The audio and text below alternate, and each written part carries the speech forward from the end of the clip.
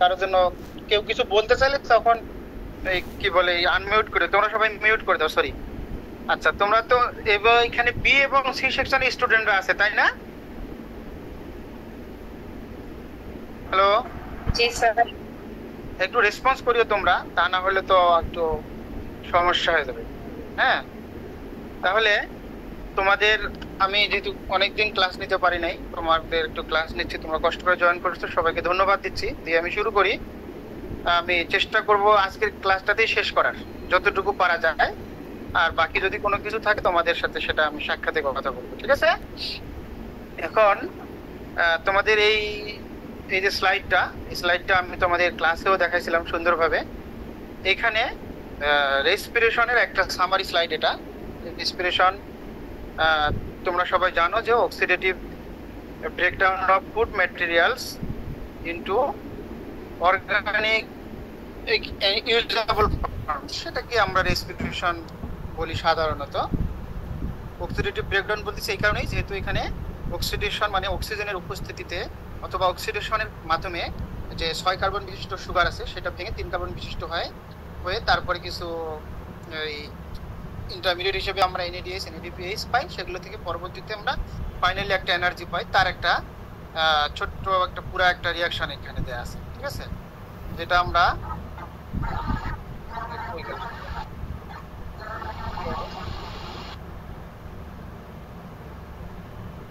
হ্যাঁ এইটা, আচ্ছা এখন যেটা আমি বলতেছিলাম, এখানে দেখো আমার যে ডান পাশের যে কর্নার আছে প্লাস্টিড, প্লাস্টিডে আমরা জানি সাধারণত ফটোসিনথেসিস হয়। ফটোসিনথেসিস প্রক্রিয়ায় যে ট্রায়োস ফসফেটগুলো তৈরি হয় অথবা হেক্সোস ফসফেটগুলো যে তৈরি হয়, সেইটা হলো তোমার সরাসরি রেসপিরেশন যে তৈরি হয়, সেইটা সরাসরি রেসপিরেশন।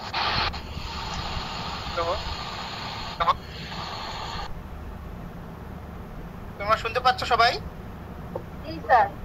আচ্ছা, এবং এখানে পেন্টোজ ফসফেট বাদ হয়ে একটা আছে, কারণ হেক্সোস ফসফেট থেকে পেন্টোজ ফসফেটও তৈরি হয়, সেগুলো সরাসরি এনএডিপিএইচ তৈরি করে এবং কার্বন ডাই অক্সাইড রিডাকশন করে।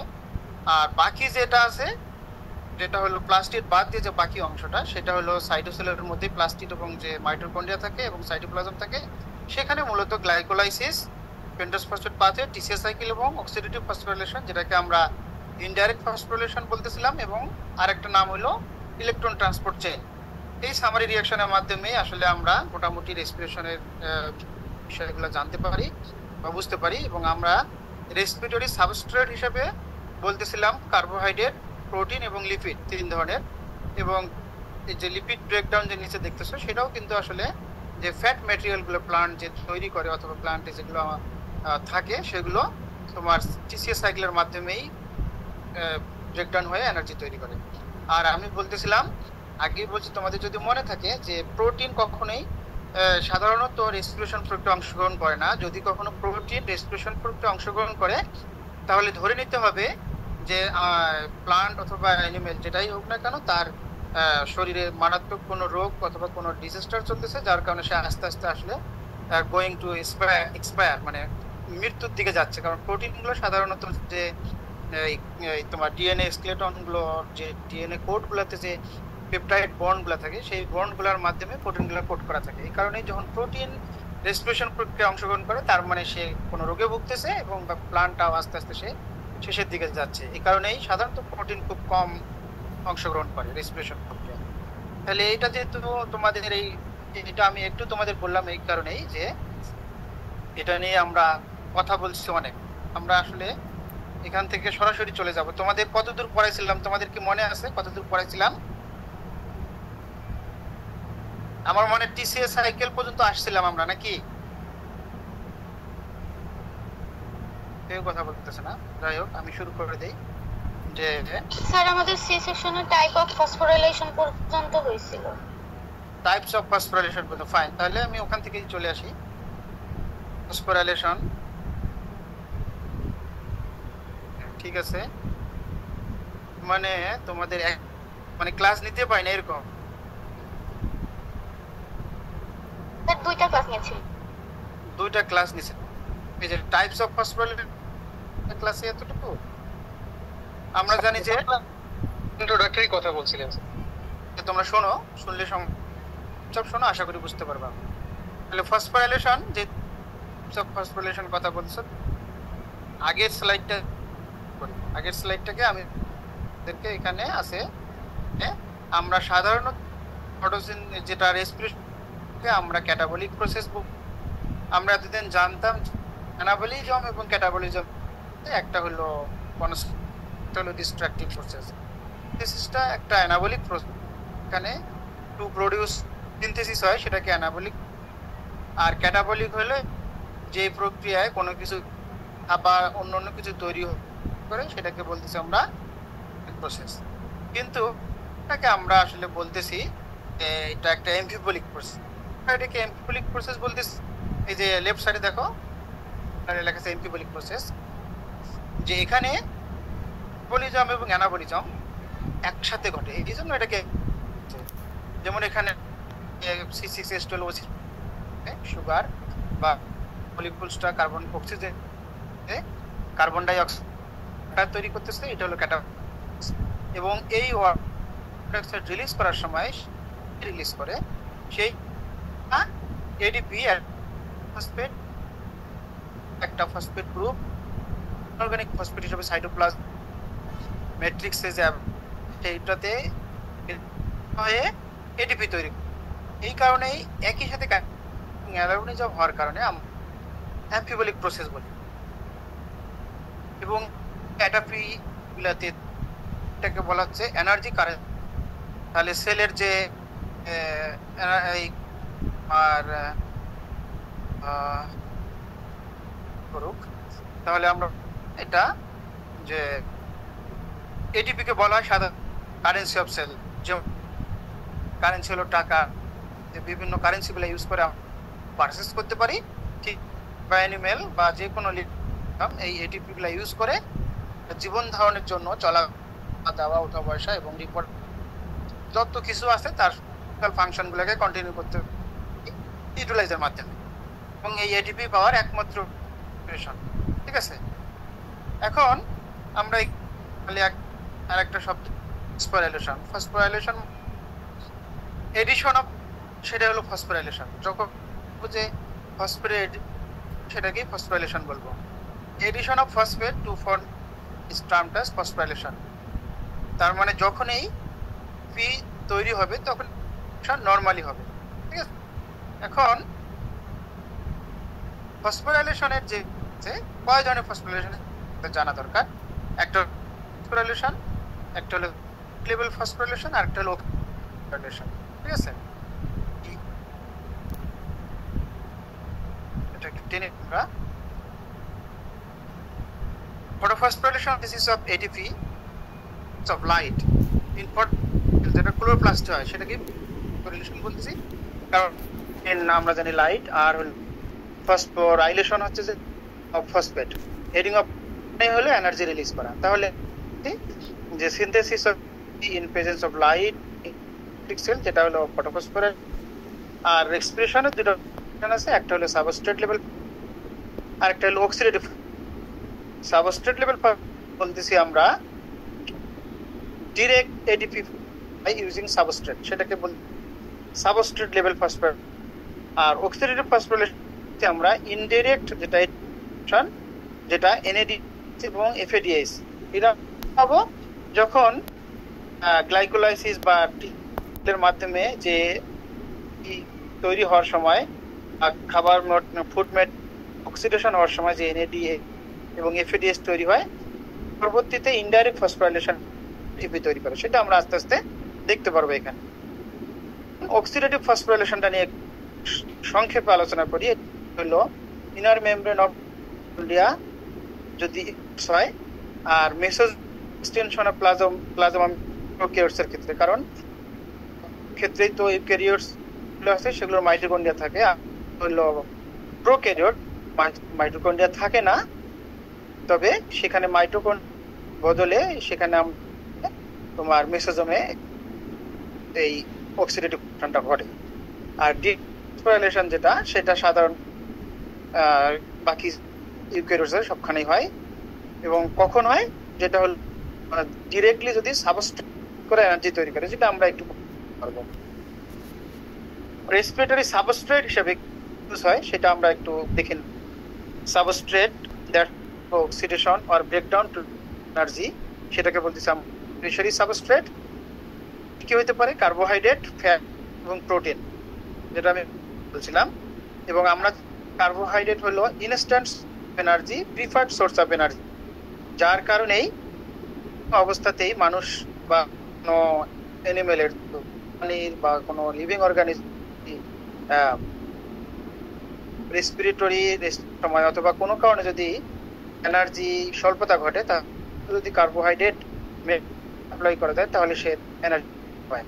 ঠিক আছে, জানি যে ফ্যাটস হলো সোর্স অফ এনার্জি, আবার রেয়ারলি ব্রেকডাউন, যেটা আমি আলোচনা করছি, যে ব্রেকডাউন হওয়া শেষের দিকে যাওয়া।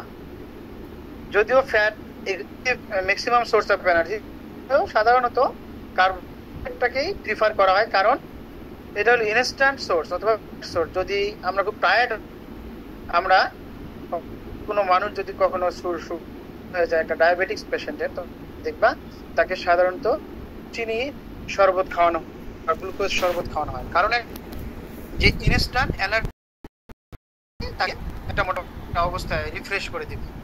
তো আমরা যদি চিনির বদলে সুগার, যদি আমরা এক চামচ ফ্যাট, আমরা এক চামচ তেল যদি খাইতাম, তাহলে কি বা ওই প্রাণীটার তার instant energy release, fat metabolism, beta oxidation হতে অনেক ততক্ষণে রোগীটা যেতে পারে। এই কারণেই সোর্স হিসাবে, প্রিফার্ড সোর্স হিসাবে কার্বোহাইড্রেট চুজ করা হয়। তাহলে আমরা ফসফোরাইলেশনের টাইপস ক্লাসে সেইটা টাইপসগুলো জানলাম, এবং কেন কার্বোহাইড্রেট সবসময় আমরা এমফাসাইজ, সেটার বিষয়টা একটু বললাম। এখন বেসিক মধ্যে আমরা যখন রেসপিরেশন করব, তখন আমাদের একটু কোএনজাইম আসবে রেসপিরেশনের সময় কাজ, এবং সেই সেটা আমরা একটু ধারণা দিই। আগে পুরোটাই নিয়ে আসি, তারপর একটু করে আলোচনা করি। প্রথমে এক আছে এনএডি, আমরা বলতেছি নিকোটিনামাইড অ্যাডেনিন নিউক্লিওটাইড। 2 নম্বর আছে এনএডিএক্স, যেটাকে আমরা বলতেছি নিকোটিন অ্যাডেনিন ডাইনিউক্লিওটাইড হাইড্রোজেন, এবং এনএডিপি নিকোটিন ফসফেট, আর NADPS nicotinamide phosphate, FN adenine dinucleotide S2, এবং এফএমএন মনোনিউক্লিওটাইড S2। এই যে 8টা, এই 8টাই সাধারণত রেসপিরেশন প্রক্রিয়ায় আমরা দেখতে পাবো অ্যাজ এ কোএনজাইম হিসেবে। এটার 2টা ফর্ম আছে, একটা ফর্ম আর একটা হলো অক্সিডাইজ। যখন আমরা এর মধ্যে হাইড্রোজেন, সেটাকে আমরা রিডিউসড ফর্ম বলবো, যখন হাইড্রোজেন থাকবে না সেটাকে আমরা অক্সিডাইজড ফর্ম বলবো। এই 2টা ফর্মে আমরা দেখতে পাবো। নেক্সট স্লাইডে যদি আমি যাই, তাহলে বিষয়টা আরো একটু ক্লিয়ার হবে। এনএডি, এনপি, এফএডি এবং এফএম, এটা একটা এটাকে এটা রিডাক্ট হয়ে হাইড্রোজেন যখন আমরা জানি যে অক্সিডেশন রিডাকশনের বিক্রিয়াগুলো, বা তোমরা জানো অনেকেই জানো বিষয়টা, সেখানে ডিএইচ, এনএডিপিএইচ এবং এফএম2, এই মোট 4টা অক্সিডাইজড ফর্ম, 4টা হলো ফর্ম আমরা দেখতে পারবো বিভিন্ন সময়। ঠিক আছে, এবং এই আমি যে তীর চিহ্ন দেখাইছি, এটা হাইড্রোজেন অ্যাটমের রিডাকশন ফর্ম, হাইড্রোজেন ছাড়া হলে মোটামুটি অক্সিডেশন ফর্মে এই 8টা কোএনজাইম দেখতে পাবো। অক্সিডেশন তোমরা সবাই যে loss of electron, reduction, gain of electron, যেটা আমরা বলে থাকি যে তোমার hydrogen electron plus hydrogen proton মিলে তোমার যে বিষয় ভালোভাবেই জানো, এই অক্সিডেশন রিডাকশন এগুলোকে বলতেছে redox equivalent loss and gain of electron in the form of hydrogen form, আমরা রিডক্স ইকুইভ্যালেন্ট। এই যে পরিমাণ ইলেকট্রন ত্যাগ হবে, ঠিক সেই পরিমাণে হাইড্রোজেন ফর্ম করবে, বিষয়টা এখানে আসলে আসছে। এখন আমরা মোটামুটি রেসপিরেশনের ফটোফসফোরাইলেশন বা ইনডাইরেক্ট ডিরেক্ট ফসফোরাইলেশন সম্বন্ধে জানলাম। এখন আমরা রেসপিরেশনের যে মেকানিজম, এই মেকানিজমটা মেইনলি 4টা হেডে কমপ্লিট হয়। সেটা আমি শুরুতে যে স্লাইডটা দেখাচ্ছি, একটা ছিল গ্লাইকোলাইসিস পেন্টোজ ফসফেট, আর একটা হচ্ছে তোমার এই কার্বলিক অ্যাসিড সাইকেল, যেটাকে আমরা সাইকেল বলতেছি, এবং আর হলো যেটাকে আমরা বলতেছি সাধারণত ইলেকট্রন ট্রান্সপোর্ট সিস্টেম। তাহলে শুরুতে একটু গ্লাইকোলাইসিসটা সম্বন্ধে একটু আমরা নেই। দেখো গ্লাইকোলাইসিসকে আমরা বলতেছি যে গ্লাইকোলাইসিস 2 ডিগ্রি পার্টস, একটা হলো গ্লাই আর হলো লাইসিস। গ্লাইকো মিন গ্লুকোজ, লাইসিস মিন ব্রেকডাউন স্প্লিট। তাহলে গ্লুকোজ যে 6 কার্বন বিশিষ্ট কম্পাউন্ড অক্সিডেশন কমপ্লিট অক্সিডাইজড হয়ে 6 কার্বন ডাই অক্সাইড এবং 6 মোল অফ ওয়াটার এই রিলিজ করে দিবে, সেটাই হলো কমপ্লিট অক্সিডেশন। তাহলে কার্বন ডাই অক্সাইড যদি একটু কম হয় এবং তাহলে কিন্তু কমপ্লিট অক্সিডেশন হবে না। তাহলে গ্লুকোজ থেকে যখন 6 কার্বন কম্পাউন্ড থেকে কমপ্লিটলি 6টা কার্বন ডাই অক্সাইড অণু বের হয়ে যাবে, তখন আমরা বুঝবো যে কমপ্লিটলি অক্সিডেশন হলো। এর আগে যতক্ষণ পর্যন্ত হবে না ততক্ষণ পর্যন্ত কমপ্লিট অক্সিডেশন হবে না। কোথায় আবারও দেখো গ্লুকোজ আমরা জানি এটা 6 কার্বন বিশিষ্ট কম্পাউন্ড, আর গ্লাইকোলাইসিস যে প্রক্রিয়া আছে গ্লাইকোলাইসিসের মাধ্যমে তোমার পার্শিয়াল অক্সিডেশন হবে এবং 2 মলিকিউলস অফ পাইরুভিক অ্যাসিড তৈরি হবে। কারণ পার্শিয়াল অক্সিডেশন কেন বলতেছে এখানে 6 কার্বন বিশিষ্ট কম্পাউন্ড থেকে 6টা কার্বন ডাই অক্সাইড রিলিজ হচ্ছে না গ্লাইকোলাইসিস প্রক্রিয়া, এই জন্যই আমরা এটাকে পার্শিয়াল অক্সিডেশন বলতেছি, যেটা শেষ করে আমরা দেখতে পাইরুভিক অ্যাসিড পাবো। এবং গ্লাইকোলাইসিসের যে আমরা যদি ওভারভিউ করি যে কি পয়েন্টগুলো যদি আমরা দেখতে চাই, সেখানে 5টা কি পয়েন্ট আছে। একটা হলো breakdown, partial breakdown of glucose. Glucose থেকে আমরা দুই মলিকিউলস পাইরুভিক পাবো, যেখানে কমপ্লিট অক্সিডেশন হয় না, কারণে আমরা এটাকে পার্শিয়াল অক্সিডেশন বলতে। এটাকে আরেকটা নাম কমন রেসপিরেটরি পাথওয়ে, কারণ যে কোনো অ্যানিমেলের লিভিং অর্গানিজম যদি হয় ক্ষেত্রেই গ্লাইকোলাইসিস মাস্ট হতেই হবে। গ্লাইকোলাইসিস হওয়ার বাকি পরবর্তী স্টেপগুলো হবে কি হবে না সেটা নির্ভর করবে স্পেসিফিক্যালি অক্সিজেন প্রেজেন্স এবং অ্যাবসেন্সের উপর। এইখানে আমরা গ্লাইকোলাইসিসকে বলতেছি কমন রেসপিরেটরি পাথওয়ে। পরে হলো occurs in the cytoplasm or cytosol। এই গ্লাইকোলাইসিস প্রক্রিয়াটা সাইটোপ্লাজমে ঘটবে। আর এই পাথটার একটা নাম আছে ইএমপি পাথওয়ে। 3জন সায়েন্টিস্ট এমডেন, মেয়ার এবং পারানাস নামে 3জন সায়েন্টিস্ট এই পাথওয়েটা আবিষ্কার করছিল বলে 3 সায়েন্টিস্টের ফার্স্ট লেটার ইএমপি পাথওয়ে বলা হয় এটাকে। আর এটাকে বলা হচ্ছে ওয়ানলি স্টেপ অ্যানারোবিক রেসপিরেশন, কারণ যেহেতু এখানে অক্সিজেনের প্রেজেন্স আর অ্যাবসেন্সের সাথে রিলেট না, ইন্ডিপেন্ডেন্ট, এই জন্যই এটাকে বলা হচ্ছে অ্যানারোবিক স্টেপ। কারণ এখানে প্রেজেন্স অক্সিজেন থাক আর না থাক গ্লাইকোলাইসিস হতে হবে। আসলে 5 নম্বর রিজনটা 1 নম্বর রিজন এই 2 নম্বর রিজনটাকে ব্যাখ্যা করে, যেটা হলো কমন রেসপিরেটরি পাথওয়ে। মানে যে কোনো অবস্থায় সেটা পানির নিচে অর্গানিজমটা থাক, পানির উপরে থাক, বাতাসে থাক বা প্লান্টের ভিতরে থাক, যেখানেই থাক না কেন সেখানে তার গ্লাইকোলাইসিসটা হতে হবে তাকে সার্ভাইভ করার জন্য। এই জন্যই এটা কমন রেসপিরেটরি পাথওয়ে বলা হচ্ছে। তাহলে আমরা গ্লাইকোলাইসিস সম্বন্ধে একটা সাধারণ ধারণা পাইলাম এবং জানি এখানে একটু বিষয়টা তোমরা একটু ভালো করে খেয়াল করে দেখবা যে আমরা জানি যে প্লান্টে তোমার হলো কার্বোহাইড্রেট তৈরি হয়, তাই না? ফটোসিনথেসিস প্রক্রিয়ায় এই কার্বোহাইড্রেট তৈরি হয়, সেই কার্বোহাইড্রেট গুলো কিন্তু মুভ করতে পারে না। মুভ করে কি হিসাবে? সুক্রোজ ফর্মে। দেখো আমি বলতেছি সুক্রোজ 12 কার্বন বিশিষ্ট একটা কম্পাউন্ড, এটাকে বলতেছে মুভেবল সুগার সিনথেস। তার মানে সুক্রোজ হলো একমাত্র মুভেবল সুগার যেটা হলো প্লান্টে মুভ করতে পারে। কিন্তু আমরা জানি গ্লাইকোলাইসিস বলতেছি যে ব্রেকডাউন অফ গ্লুকোজ। তাহলে সুক্রোজ থেকে গ্লুকোজ হওয়ার জন্য যে স্টেপগুলো দরকার, সেই স্টেপগুলোকে বলা হচ্ছে আর্লি স্টেপ অফ গ্লাইকোলাইসিস।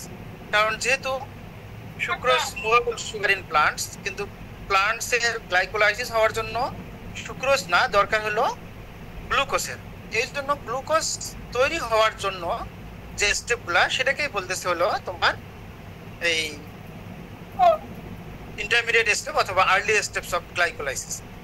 তাহলে আর্লি কি ঘটে এটা হলো দেখো, এই যে তোমার যে ডট ডট যে লাইনটা আছে এই লাইনে সুক্রোজ, এই সুক্রোজ ইউডিপি একটা হলো সিনথেসিস এনজাইম এবং ইনভার্টেস এনজাইম, এই দুই এনজাইমের উপস্থিতি একটু মিউট করে দাও, তাহলে আমি শুনতে পাবো না তোমাদের কথাগুলো, তাহলে সহজ হবে একটু। বলতেছি যে সুক্রোজ একটা movable sugar in the plants, কিন্তু সুক্রোজ সরাসরি গ্লাইকোলাইসিস প্রক্রিয়ায় পার্টিসিপেট করতে পারে না, কারণ গ্লাইকোলাইসিস হওয়ার জন্য দরকার হলো গ্লুকোজ, 6 কার্বন বিশিষ্ট কম্পাউন্ড। এটা হওয়ার জন্যই আসলে মাঝখানে যে আর্লি স্টেপগুলো আছে সেগুলোকে বলতেছি steps, early steps of glycolysis. এটা আমি খুবই সংক্ষেপে তোমাদের বলবো, কারণ এই ডিটেলসটা আমরা সাধারণত নেক্সট লেভেল বা মাস্টার্সে পড়াই। এখানে আমরা বলতেছি যে ইউডিপি, যেটা বলতেছি আমরা ইউরাসিল ডাইফসফেট, একটা মূল কেমিক্যালস আছে বা একটা কমপ্লেক্স, সেটা হলো সুক্রোজ সিনথেস এনজাইমের মাধ্যমে ইউডিপি গ্লুকোজ তৈরি হয়, আর ইনভার্টেজ এনজাইমের মাধ্যমে ফ্রুক্টোজ এবং গ্লুকোজ তৈরি হয়। তাহলে এই যে 12 কার্বন বিশিষ্ট কম্পাউন্ড থেকে 6 কার্বন বিশিষ্ট কম্পাউন্ড প্রথমে তৈরি হলো, যেটা হলো গ্লুকোজ, ফ্রুক্টোজ এবং ইউডিপি গ্লুকোজ। মেইনলি এই যে গ্লুকোজ এবং ফ্রুক্টোজ এগুলো সাধারণত রেসপিরেশন প্রক্রিয়ার গ্লাইকোলাইসিসে অংশগ্রহণ করে ডিরেক্টলি। এবং এই যে ইউডিপি গ্লুকোজ, যে ইউডিপিটা পাইলো কোথায় আসলে, সেটা তো সাধারণত এই যে এখানে ইউডিপি যে ইউরাসিল ডাইফসফেট যে সাইটোপ্লাজমে থাকবে, সেটা সুক্রোজ সিনথেস এনজাইমের মাধ্যমে গ্লুকোজের সাথে যুক্ত হয়ে ইউডিপি গ্লুকোজ তৈরি করবে, এবং পরবর্তীতে আরেকটা ইনঅর্গানিক ফসফেট যুক্ত হওয়ার কারণে ইউরাসিল ট্রাইফসফেট হবে, ইউরাসিল ডাইফসফেট থেকে ট্রাইফসফেটে সেটা রিলিজ করবে, এবং ইউডিপি গ্লুকোজ পাইরোফসফেট এনজাইমের মাধ্যমে গ্লুকোজ 1 ফসফেট হবে। গ্লুকোজের যে 6টা কার্বন আছে, কার্বনের 1 নম্বর পজিশনে একটা ফসফেট গ্রুপ যুক্ত হলে সেটাকে বলতেছি আমরা গ্লুকোজ 1 ফসফেট।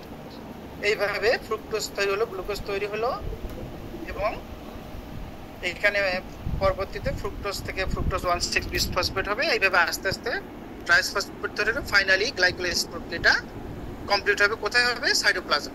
তাহলে আমরা আর্লি স্টেপস অফ গ্লাইকোলাইসিসে এইটুকু মোটামুটি জানতে হবে আমাদের, যে সুক্রোজ হলো মুভেবল সুগার আর গ্লুকোজ হলো মুভ করতে পারতেছে না। এই কারণেই সুক্রোজ থেকে গ্লুকোজ হওয়ার যে বিষয়টা, সেই বিষয়টাই এই যে প্রক্রিয়া, যে অবিক্রিয়াগুলো আছে সেগুলোকে বলতেছে আর্লি স্টেপস। বাকি স্টেপসগুলো আমরা নেক্সট স্লাইডে দেখতে পাবো। এবং এখানে দেখো পাশে যে আমি দেখাইলাম ফটোসিনথেসিস, আমরা জানি ফটোসিনথেসিস প্রক্রিয়ায় স্টার্চ তৈরি হয়, এবং ট্রাইস ফসফেট, তোমরা C3 এবং C3 সাইকেল, তোমাদের যে C4 প্লান্ট এবং C3 প্লান্ট তোমরা পড়ছো, সেখানে তোমরা দেখছো যে C3 সাইকেলের ফার্স্ট যে ইন্টারমিডিয়েট ফটোসিনথেটিক প্রোডাক্ট হলো তোমার 3 কার্বন বিশিষ্ট কি ফসফোগ্লাইকোলিক অ্যাসিড, আর C4 প্লান্টের হলো 4 কার্বন বিশিষ্ট অক্সালোএসিটিক অ্যাসিড। এই যে ট্রাইস ফসফেট, 3 কার্বন বিশিষ্ট ফসফোগ্লাইকোলিক অ্যাসিডটাকে এগুলোকে বলা হচ্ছে ট্রাইস ফসফেট। ট্রাইস ফসফেট থেকে হেক্সোস ফসফেট তৈরি হবে, এবং ফাইনালি এটা এস্টার্চ তৈরি হবে। C3 সাইকেল হোক আর C4 সাইকেল হোক, যেটাই হোক না কেন, প্লান্টের ক্ষেত্রে ফটোসিনথেসিস হওয়ার জন্য কমন যে সাইকেল সেটা হলো C3 সাইকেল। আর C3 সাইকেলের আমরা জানি যে first stable product triose phosphate, আর C4 সাইকেলের ফার্স্ট স্টেবল প্রোডাক্ট হলো অক্সালোএসিটিক অ্যাসিড, এবং সেটা ফাইনালি তোমার ম্যালেট হয়ে C3 সাইকেলের মাধ্যমে ট্রাইস ফসফেট হয়ে সাধারণত স্টার্চ তৈরি করে। স্টার্চ তৈরি হওয়ার আগে অনেকগুলো ইন্টারমিডিয়েট স্টেজ আছে যেগুলো হেক্সোস সুগার তৈরি করে। এগুলো আসলে কিভাবে কাজ করে, এই তীরচিহ্নগুলো দিয়ে বোঝানোর অর্থ এটাই হলো যে স্টার্চ আবার পুনরায় যে ফটোসিনথেসিস প্রক্রিয়া স্টার্চ তৈরি হলো, এটা গ্লুকোজ তৈরি হয়ে কনভার্সন হয়ে গ্লাইকোলাইসিসে অংশগ্রহণ করতে পারে, অথবা ট্রাইস ফসফেট হিসেবেও সরাসরি যে ট্রাইস ফসফেট আছে সেখানে সরাসরি রেসপিরেশন প্রক্রিয়ায় গ্লাইকোলাইসিসে অংশগ্রহণ করতে পারে। কখন ট্রাইস ফসফেট হিসেবে অংশগ্রহণ করবে? যদি যে সেলেই ফটোসিনথেসিস হবে, যদি উইদিন দ্য সেম সেলেই রেসপিরেশন করার দরকার হয়, তখন ট্রাইস ফসফেট সরাসরি ট্রাইস সুগারে এসে অ্যাড হবে, রেসপিরেশন কন্টিনিউ করবে। আর যদি এক সেল থেকে অন্য সেলে অথবা রুটপ্লেট সেলে হয়, তখন সাধারণত হেক্সোস ফসফেট অথবা স্টার্চ হিসেবে সরাসরি রেসপিরেশন প্রক্রিয়ায় আসবে। এটা হলো মোটামুটি একটা প্রিলিমিনারি ধারণা। এখন আমরা একটু গ্লাইকোলাইসিস এইটা একটু দেখো, যে হেক্সোস সুগারও গ্লুকোজ ফ্রুক্টোজ এখানে শেয়ার হবে। স্টার্চ হিসাবে যদি আসে তাহলে সেটা কনভার্সন হয়ে গ্লুকোজ তৈরি হয়ে আসবে, আর যদি হেক্সোস ফসফেট হিসাবে আসে সরাসরি এখানে অ্যাড হবে। আর ট্রাইস ফসফেট আসলে ট্রাইস সুগার যেখানে আছে সেখান থেকে স্টার্ট করতে পারবে গ্লাইকোলাইসিস প্রক্রিয়া। তাহলে আমরা মোটামুটি গ্লাইকোলাইসিস প্রক্রিয়ার যে আর্লি স্টেপস আছে সেটা সম্বন্ধে একটু ধারণা নিলাম। এখন তাহলে আর্লি স্টেপ কমপ্লিট হওয়ার পরে যখন গ্লুকোজ তৈরি হলো তখন আসলে সেটা গ্লাইকোলাইসিস প্রক্রিয়া স্টার্ট করবে। এবং এই যে গ্লাইকোলাইসিস প্রক্রিয়া এটা মেইনলি দুটা স্টেপে কমপ্লিট হয়। একটা হলো energy consuming or activation phase, আর একটা হলো energy producing or pay off phase. একটাকে বলতেছি আমরা ইউজ অফ এটিপি, একটা হলো রিলিজ অফ এটিপি। দুটা ডিস্টিংক্ট ফেজ আছে গ্লাইকোলাইসিসে। সেই ফেজ দুটো কি আমরা একটু দেখব। এখানে দেখো গ্লুকোজ, এবং এখানে যে গ্লাইকোলাইসিস হলো একটা প্রসেস যেখানে 10টা এনজাইমেটিক রিঅ্যাকশন সিকোয়েন্সিয়ালি ঘটে। সেই সিকোয়েন্সগুলো তোমাদের মনে রাখতে হবে এবং খুব সহজে সিম্পলি আমি তোমাদেরকে বুঝাই দেবো। এখানে তোমরা যদি কনসেন্ট্রেট করো তাহলে মনে রাখতে পারবে। এখানে দেখো যে গ্লুকোজ 6 ফসফেট, আমরা গ্লুকোজ পাইলাম কোথা থেকে? 6 কার্বন বিশিষ্ট গ্লুকোজ, যে আর্লিয়েস্ট গ্লাইকোলাইসিসে সুক্রোজ থেকে ইনভার্টেজ অথবা তোমার হলো সুক্রোজ সিনথেস অথবা ইউডিপি গ্লুকোজ এনজাইমের সিনথেসিস এনজাইমের মাধ্যমে এই যে গ্লুকোজ তৈরি হয়। সেই গ্লুকোজটা কি হবে? Kinase enzyme.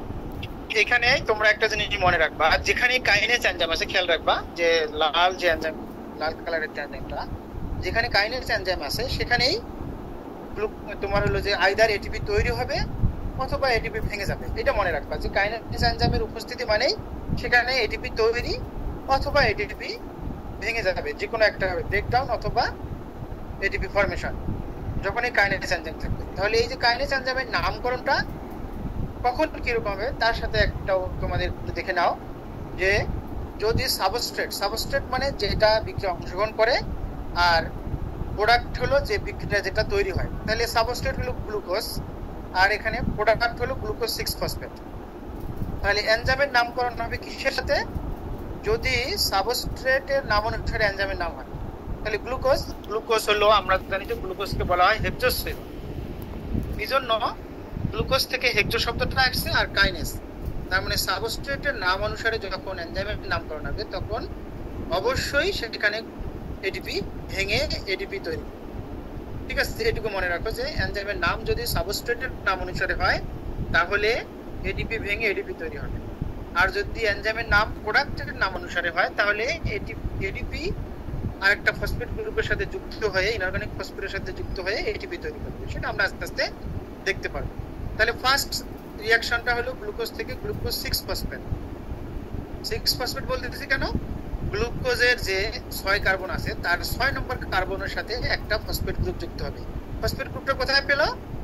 এই যে এটিপি, আমরা জানি অ্যাডেনোসিন ট্রাইফসফেট, এখান থেকে একটা ফসফেট গ্রুপ রিলিজ হয়ে তোমার এই যে গ্লুকোজ 6 ফসফেট হিসেবে অ্যাড হয়ে গেল। গ্লুকোজটাকে মোর রিলায়েবিলিটি বাড়ানোর জন্য এবং রেসপিরেশন প্রক্রিয়াটা দ্রুত কন্টিনিউ করার জন্য ফসফেট গ্রুপটা যুক্ত হলো যাতে সে ইজিলি অন্য কোনো রিঅ্যাকশনে যেতে পারে। এই ফসফেট গ্রুপ থেকে তোমার হলো ফ্রুক্টোজ 6 ফসফেট হলো, গ্লুকোজ 6 ফসফেট হলো ফ্রুক্টোজ 6 ফসফেট। এটা আর কোনো কিছুই না, জাস্ট হেক্সোফসফেট আইসোমারেস। হেক্সোস যেহেতু এখানে সাবস্ট্রেটের নাম হলো গ্লুকোজ, এই গ্লুকোজ থেকে আসছে হেক্সোস, আর ফসফেট থেকে অবস্থা থেকে আরেক অবস্থার পরিবর্তন, অন্য কোনো কিছুর পরিবর্তন, জাস্ট স্টেটের একটা চেঞ্জ হয়। এই জন্য গ্লুকোজ 6 ফসফেট থেকে ফ্রুক্টোজ 6 ফসফেট হলো জাস্ট যে হাইড্রোক্সিল মূলকটা আছে এই মূলকটার জাস্ট হলো এক্সচেঞ্জ হয়, এক পাশ থেকে আরেক পাশে যায়, জাস্ট গ্লুকোজ 6 ফসফেট থেকে ফ্রুক্টোজ 6 ফসফেট তৈরি হয়। এই কারণে এনজাইমটার নাম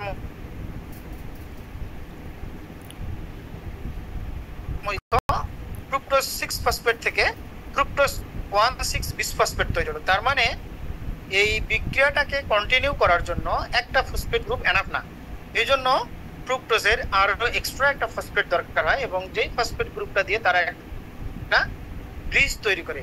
সেই ব্রিজটা কিভাবে? কার্বনের তোমার যে ফ্রুক্টোজের 6 নম্বর এবং 1 নম্বর কার্বনের সাথে, 6 নম্বর তো আমরা আগেই দেখছি যে একটা ফ্রুক্টোজ 6 ফসফেট ছিলই, এডিশনালি আরেকটা ফসফেট গ্রুপ 1 কার্বনের সাথে অ্যাটাচড হয়, এবং সেই ফসফেটটাও পায় কিভাবে? একটা এটিপি ভেঙে এডিপি এবং ইনঅর্গানিক ফসফেটটা এখানের সাথে যুক্ত হয়ে ফ্রুক্টোজ 1,6 বিসফসফেট তৈরি হলো। এবং দেখো এখানেও কিন্তু এনজাইমটার নামের শেষে কাইনেজ আছে এবং এই এনজাইমটার নাম হয়েছে সাবস্ট্রেটের নাম অনুসারে।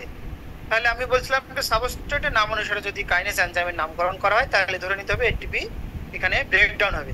ঠিক এখানে ফসফো, এই যে ফসফেট থেকে আসছে ফসফো আর ফ্রুক্টোজ থেকে আসছে ফসফো কাইনেজ।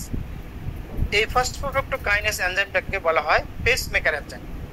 তোমরা মনে রাখবা যে এটাকে বলা হচ্ছে পেসমেকার এনজাইম। কেন পেসমেকার এনজাইম বলা হচ্ছে এটাকে? কারণ এই পেসমেকার শব্দের অর্থ কি? কোনো কিছুকে বুস্ট আপ করা।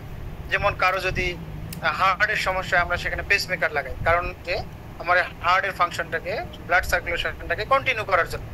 ঠিক এই যে ফ্রুক্টোজ 6 ফসফেটের উপস্থিতি যে 1,6 বিসফসফেট তৈরি হলো, এইটাকে বলা হচ্ছে তোমার পেসমেকার এনজাইম। কারণ এই যে ফ্রুক্টোজ 1,6 বিসফসফেট এটা এমন একটা কম্পাউন্ড যেটা যত দ্রুত তৈরি হবে, যত বেশি তৈরি হবে রেসপিরেশন তত ফ্রুটফুল এবং তত দ্রুত হবে। এই কারণে এটাকে পেসমেকার এনজাইম বলা হচ্ছে। ঠিক আছে, তাহলে পেসমেকার এনজাইম বলার মেইন কারণ হলো যে এই রেসপিরেশন প্রক্রিয়াটাকে বুস্ট আপ করার জন্য অথবা দ্রুত কমপ্লিট করার জন্য অথবা যত রেডিলি তৈরি হবে তত দ্রুত কন্টিনিউ করবে, এইটাকে বলতেছি আমরা পেসমেকার এনজাইম।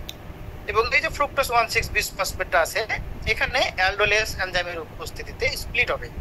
স্প্লিট হয়ে দেখো 6 কার্বন বিশিষ্ট কম্পাউন্ড স্প্লিট হয়ে এখানে 3 কার্বন বিশিষ্ট দুইটা কম্পাউন্ড তৈরি হলো। একটা হলো ডাইহাইড্রোক্সি অ্যাসিটোন ফসফেট আর একটা হলো 3-ফসফোগ্লিসারালডিহাইড অর গ্লিসারালডিহাইড 3-ফসফেট।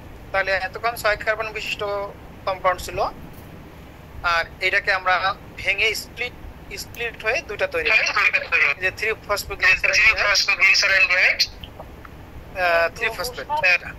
এখন এই যে গ্লিসারালডিহাইড 3-ফসফেট তৈরি হলো, এখান থেকে দেখো গ্লিসারাইল 3-ফসফেট মানে কি?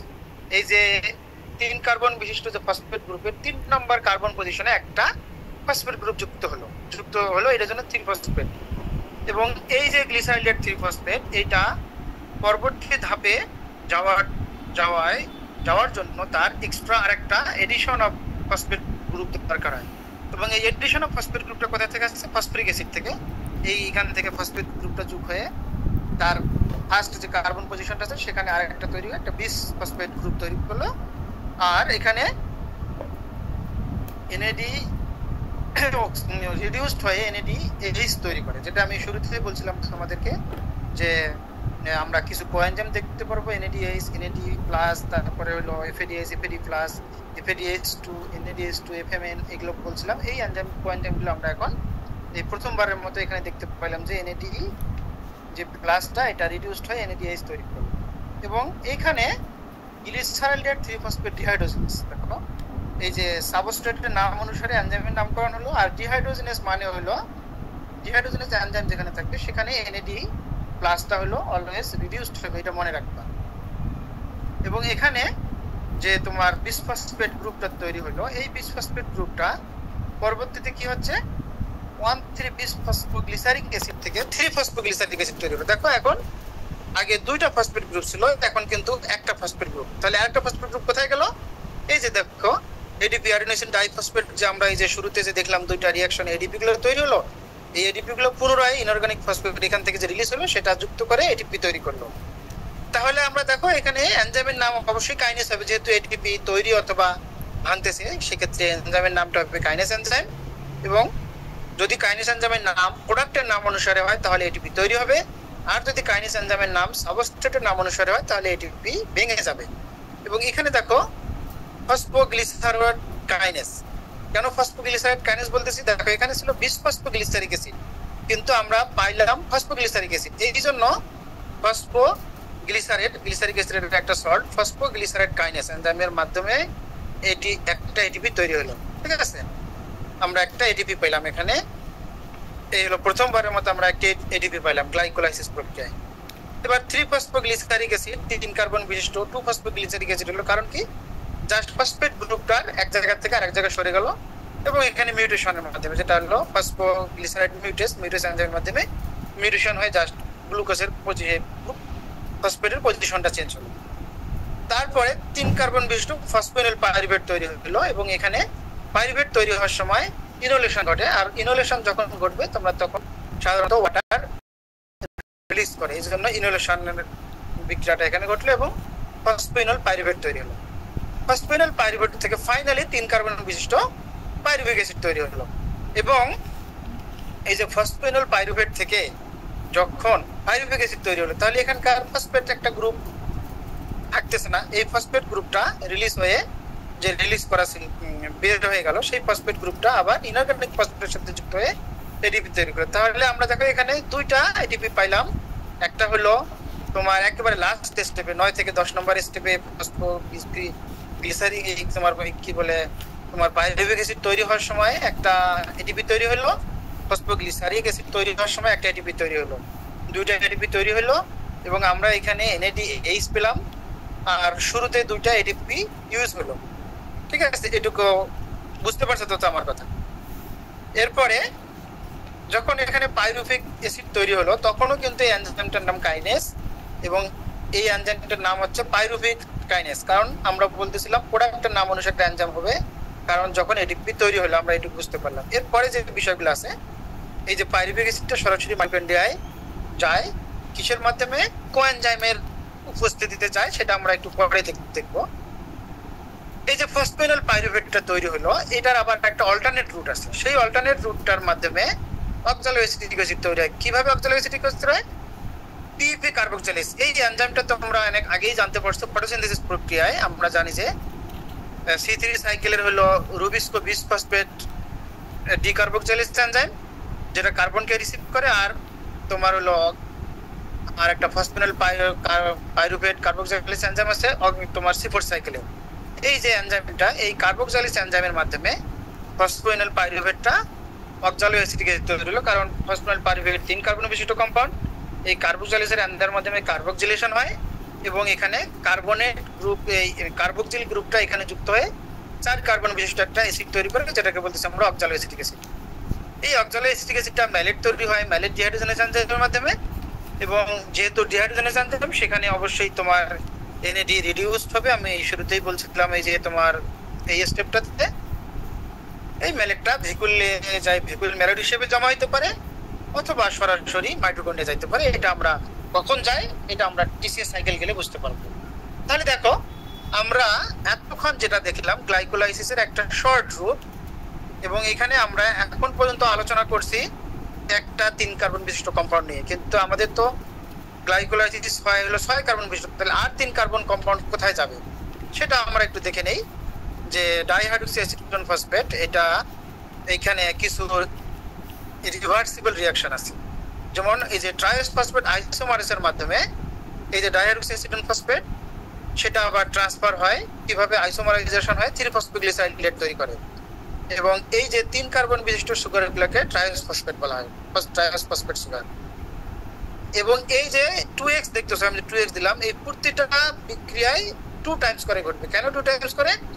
একটা ছিল ফসফোগ্লিসারালডিহাইডের জন্য আর একটা ডাইহাইড্রোক্সি অ্যাসিটোন ফসফেটের জন্য। এই কারণেই সব শেষে আমরা এখান থেকে 2 মোল পাইরুভিক অ্যাসিড পাবো। এটা হলো আমাদের গ্লাইকোলাইসিস এখানে শেষ হলো। এবং আমি এখানে কিছু রিভার্সিবল রিঅ্যাকশন আছে যেখানে তোমরা দেখছো, আর কিছু ইরিভার্সিবল রিঅ্যাকশন আছে।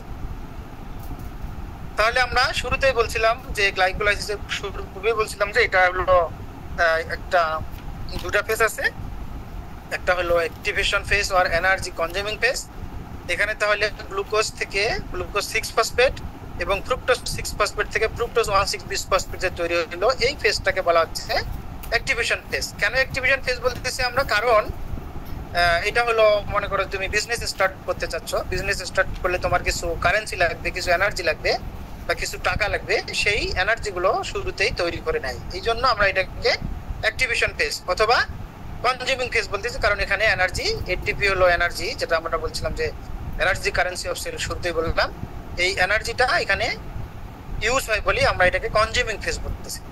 আর বাকি যে ফেজগুলো আছে এখান থেকে শুরু করে 3-ফসফোগ্লিসারিক অ্যাসিড থেকে শুরু করে পাইরুভিক অ্যাসিড পর্যন্ত, এটাকে বলতেছি আমরা পে অফ ফেজ, যেটাকে বলতেছি এনার্জি রিলিজিং ফেজ। ঠিক আছে, তাহলে এখানে তোমরা আরেকটু দেখো, যখন আমরা ফসফোরাইলেশনের প্রকারভেদ দেখলাম, আমরা বললাম যে ডাইরেক্ট ফসফোরাইলেশন এবং ইনডাইরেক্ট ফসফোরাইলেশন 2টা বিষয় ছিল এখানে। ডাইরেক্ট মানে হলো যে সাবস্ট্রেট লেভেল ফসফোরিলেশন। কাকে বলছি সাবস্ট্রেট ফসফোরিলেশন? যদি কোনো সাবস্ট্রেট সরাসরি বিক্রিয়ায় অংশগ্রহণ করে এটিপি তৈরি করে সেটাকে বলতেছি আমরা সাবস্ট্রেট লেভেল ফসফোরিলেশন বা ডাইরেক্ট ফসফোরিলেশন। তাহলে গ্লাইকোলাইসিস প্রক্রিয়ার সাবস্ট্রেট লেভেল ফসফোরিলেশন হচ্ছে দুই জায়গায়, একটা হলো ফসফোগ্লিসারিক অ্যাসিড থেকে তোমার 1,3-বিসফসফেট গ্লিসারিক অ্যাসিড থেকে 3-ফসফোগ্লিসারিক অ্যাসিড, এই স্টেপটা, আরেকটা হলো ফসফেনল পাইরুভেট থেকে পাইরুভিক অ্যাসিড তৈরি, এই স্টেপটা। এই দুইটা স্টেপ হলো এখানে সাবস্ট্রেট লেভেল ফসফোরিলেশন। এবং এখানে একটা ইনডাইরেক্ট ফসফোরিলেশন আছে। কোথায়? এখানে দেখো ডিহাইড্রোজেনেশন, যে আমরা যেটা দেখলাম এখানে ইনডাইরেক্ট ফসফোরিলেশন বা অক্সিডেটিভ ফসফোরিলেশন কেন বলতেছি, এখানে যে এনএডিএসটা তৈরি হলো এটা পরবর্তীতে আমাদের ইলেকট্রন ট্রান্সপোর্ট চেইনের মাধ্যমে আমরা এখান থেকে এনার্জি পাবো। এই জন্য আমরা এটাকে ইনডাইরেক্ট ফসফোরিলেশন বলতেছি। কেন ইনডাইরেক্ট? কারণ যেহেতু সরাসরি এনএডিএস থেকে আমরা কোনো এনার্জি পাই না, এটা যখন ইলেকট্রন ট্রান্সপোর্ট সিস্টেমে ইলেকট্রনগুলোকে রিলিজ করে দেয় এখান থেকে এনার্জি পাবো। সেই জন্য আমরা এটাকে ইনডাইরেক্ট ফসফোরিলেশন বলতেছি। সেটা আমরা আজকে দেখবো ইনশাআল্লাহ। এটা দেখার কোনো দরকার নাই। এটা তোমরা যেমন আমরা গ্লাইকোলাইসিসের আউটপুট সম্বন্ধে যদি আমরা জানি, এখানে হলো তোমার আউটপুটটা হলো 4টা এটিপি, 2টা এনএডিএস এবং 2টা পাইরুভিক অ্যাসিড। আমরা এটা পাবো গ্লাইকোলাইসিসের আউটপুট হিসাবে। এবং আসলে নেট রিটার্ন এখানে কি আসতেছে? নেট রিটার্ন হলো আমরা যেহেতু 4টা এটিপি তৈরি হচ্ছে 2 করে, শুরুতে আমরা 2টা এটিপি যেহেতু ইউজ করতেছি সেই জন্য আমরা এখানে 2টা এটিপি পাচ্ছি, 2টা এনএডিএস পাচ্ছি, 2টা পাইরুভিক অ্যাসিড পাচ্ছি। তাহলে so now the cells has those net returns using in TCA cycle or electron transport cycle. পরবর্তীতে TCA সাইকেলে যাবে। তাহলে গ্লাইকোলাইসিস সম্বন্ধে আমরা মোটামুটি একটা ধারণা পেলাম। তোমাদের যদি গ্লাইকোলাইসিস সম্বন্ধে যদি কোনো কোশ্চেন না থাকে তাহলে আমি নেক্সট স্লাইডে চলে যাব। ঠিক আছে? এবারে আমরা ফসফোরিলেশনটা একটু বলবো।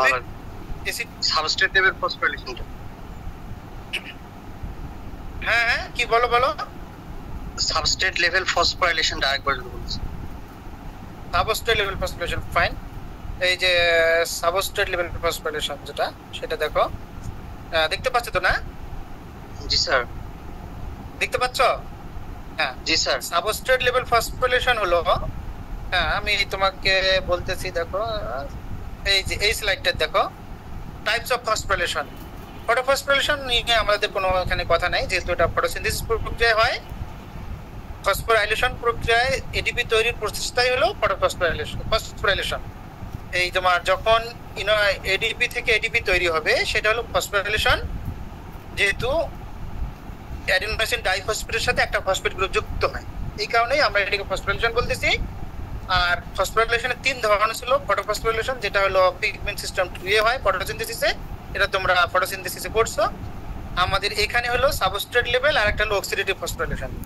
সাবস্ট্রেট লেভেল বলতেছি আমরা, এখানে লেখা আছে দেখো, direct ATP formation by using substrate. আর অক্সিডেটিভ ফসফোরিলেশন বলতেছি আমরা indirect ATP formation from NADS আর এফএডিএস।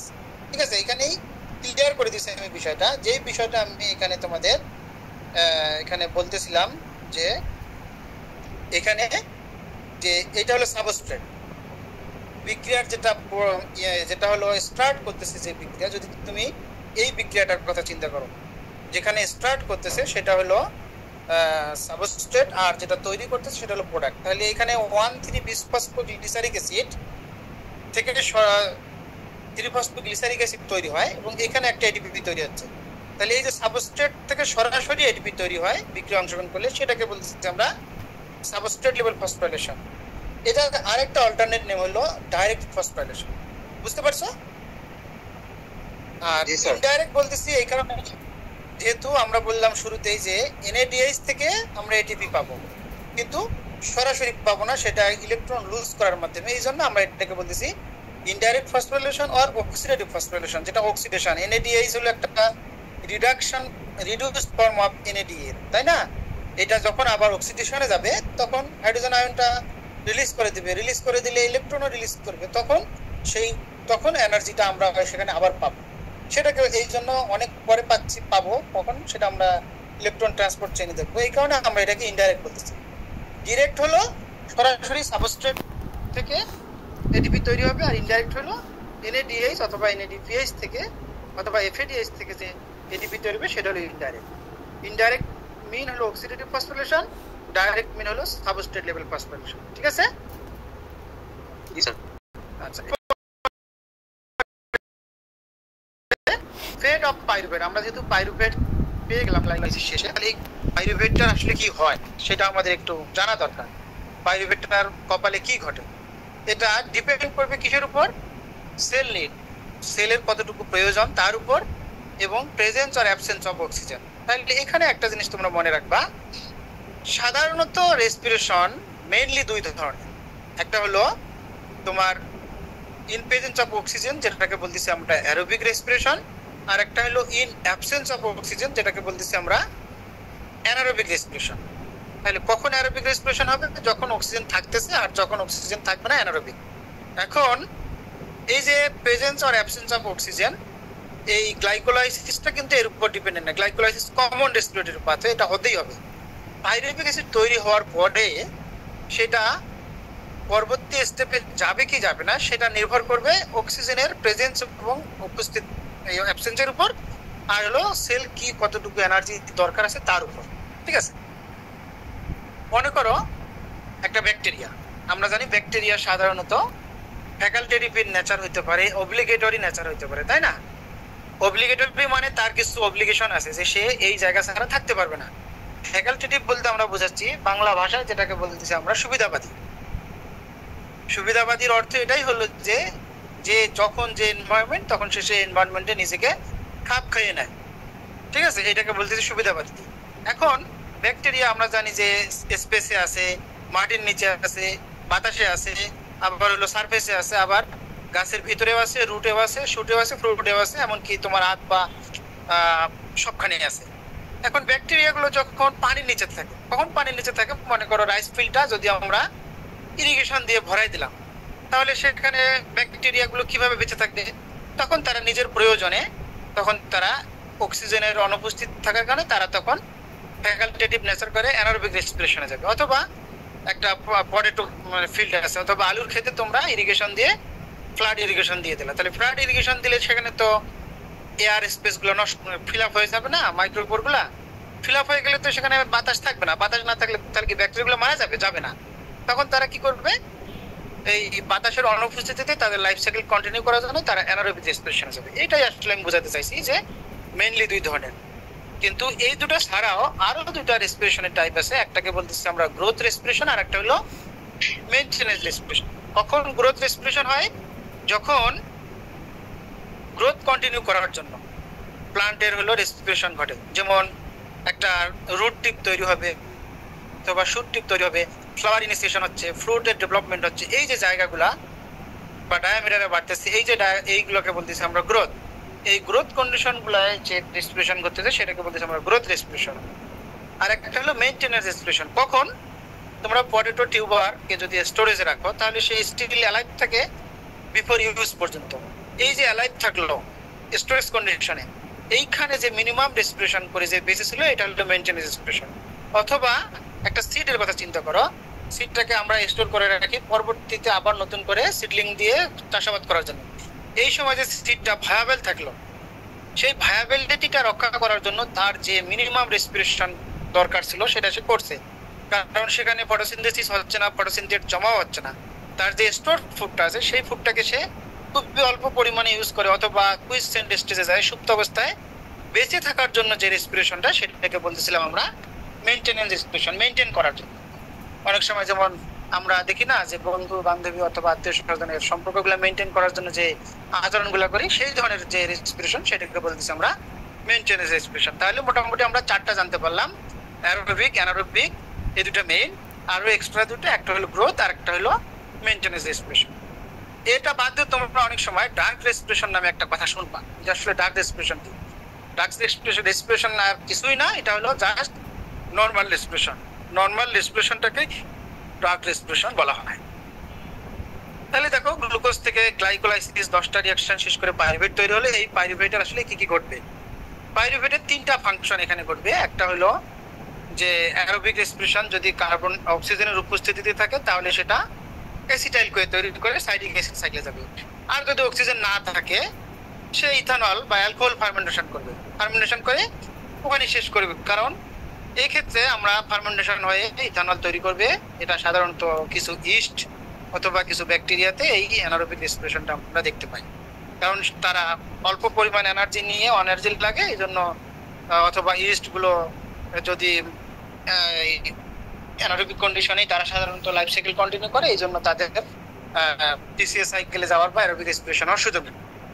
আর অ্যারোবিক রেসপিরেশন সম্বন্ধে আমরা ডিটেলস পড়বো, যেটা হলো animal, plant and mainly by microbiological cells under aerobic condition, যেগুলো সাধারণত বায়ুর সংস্পর্শে থাকে। বায়ু নেই তো সেখানে অক্সিজেন থাকবে, তাই না? আর একটা আছে ল্যাকটেট ফর্মেশন। এটা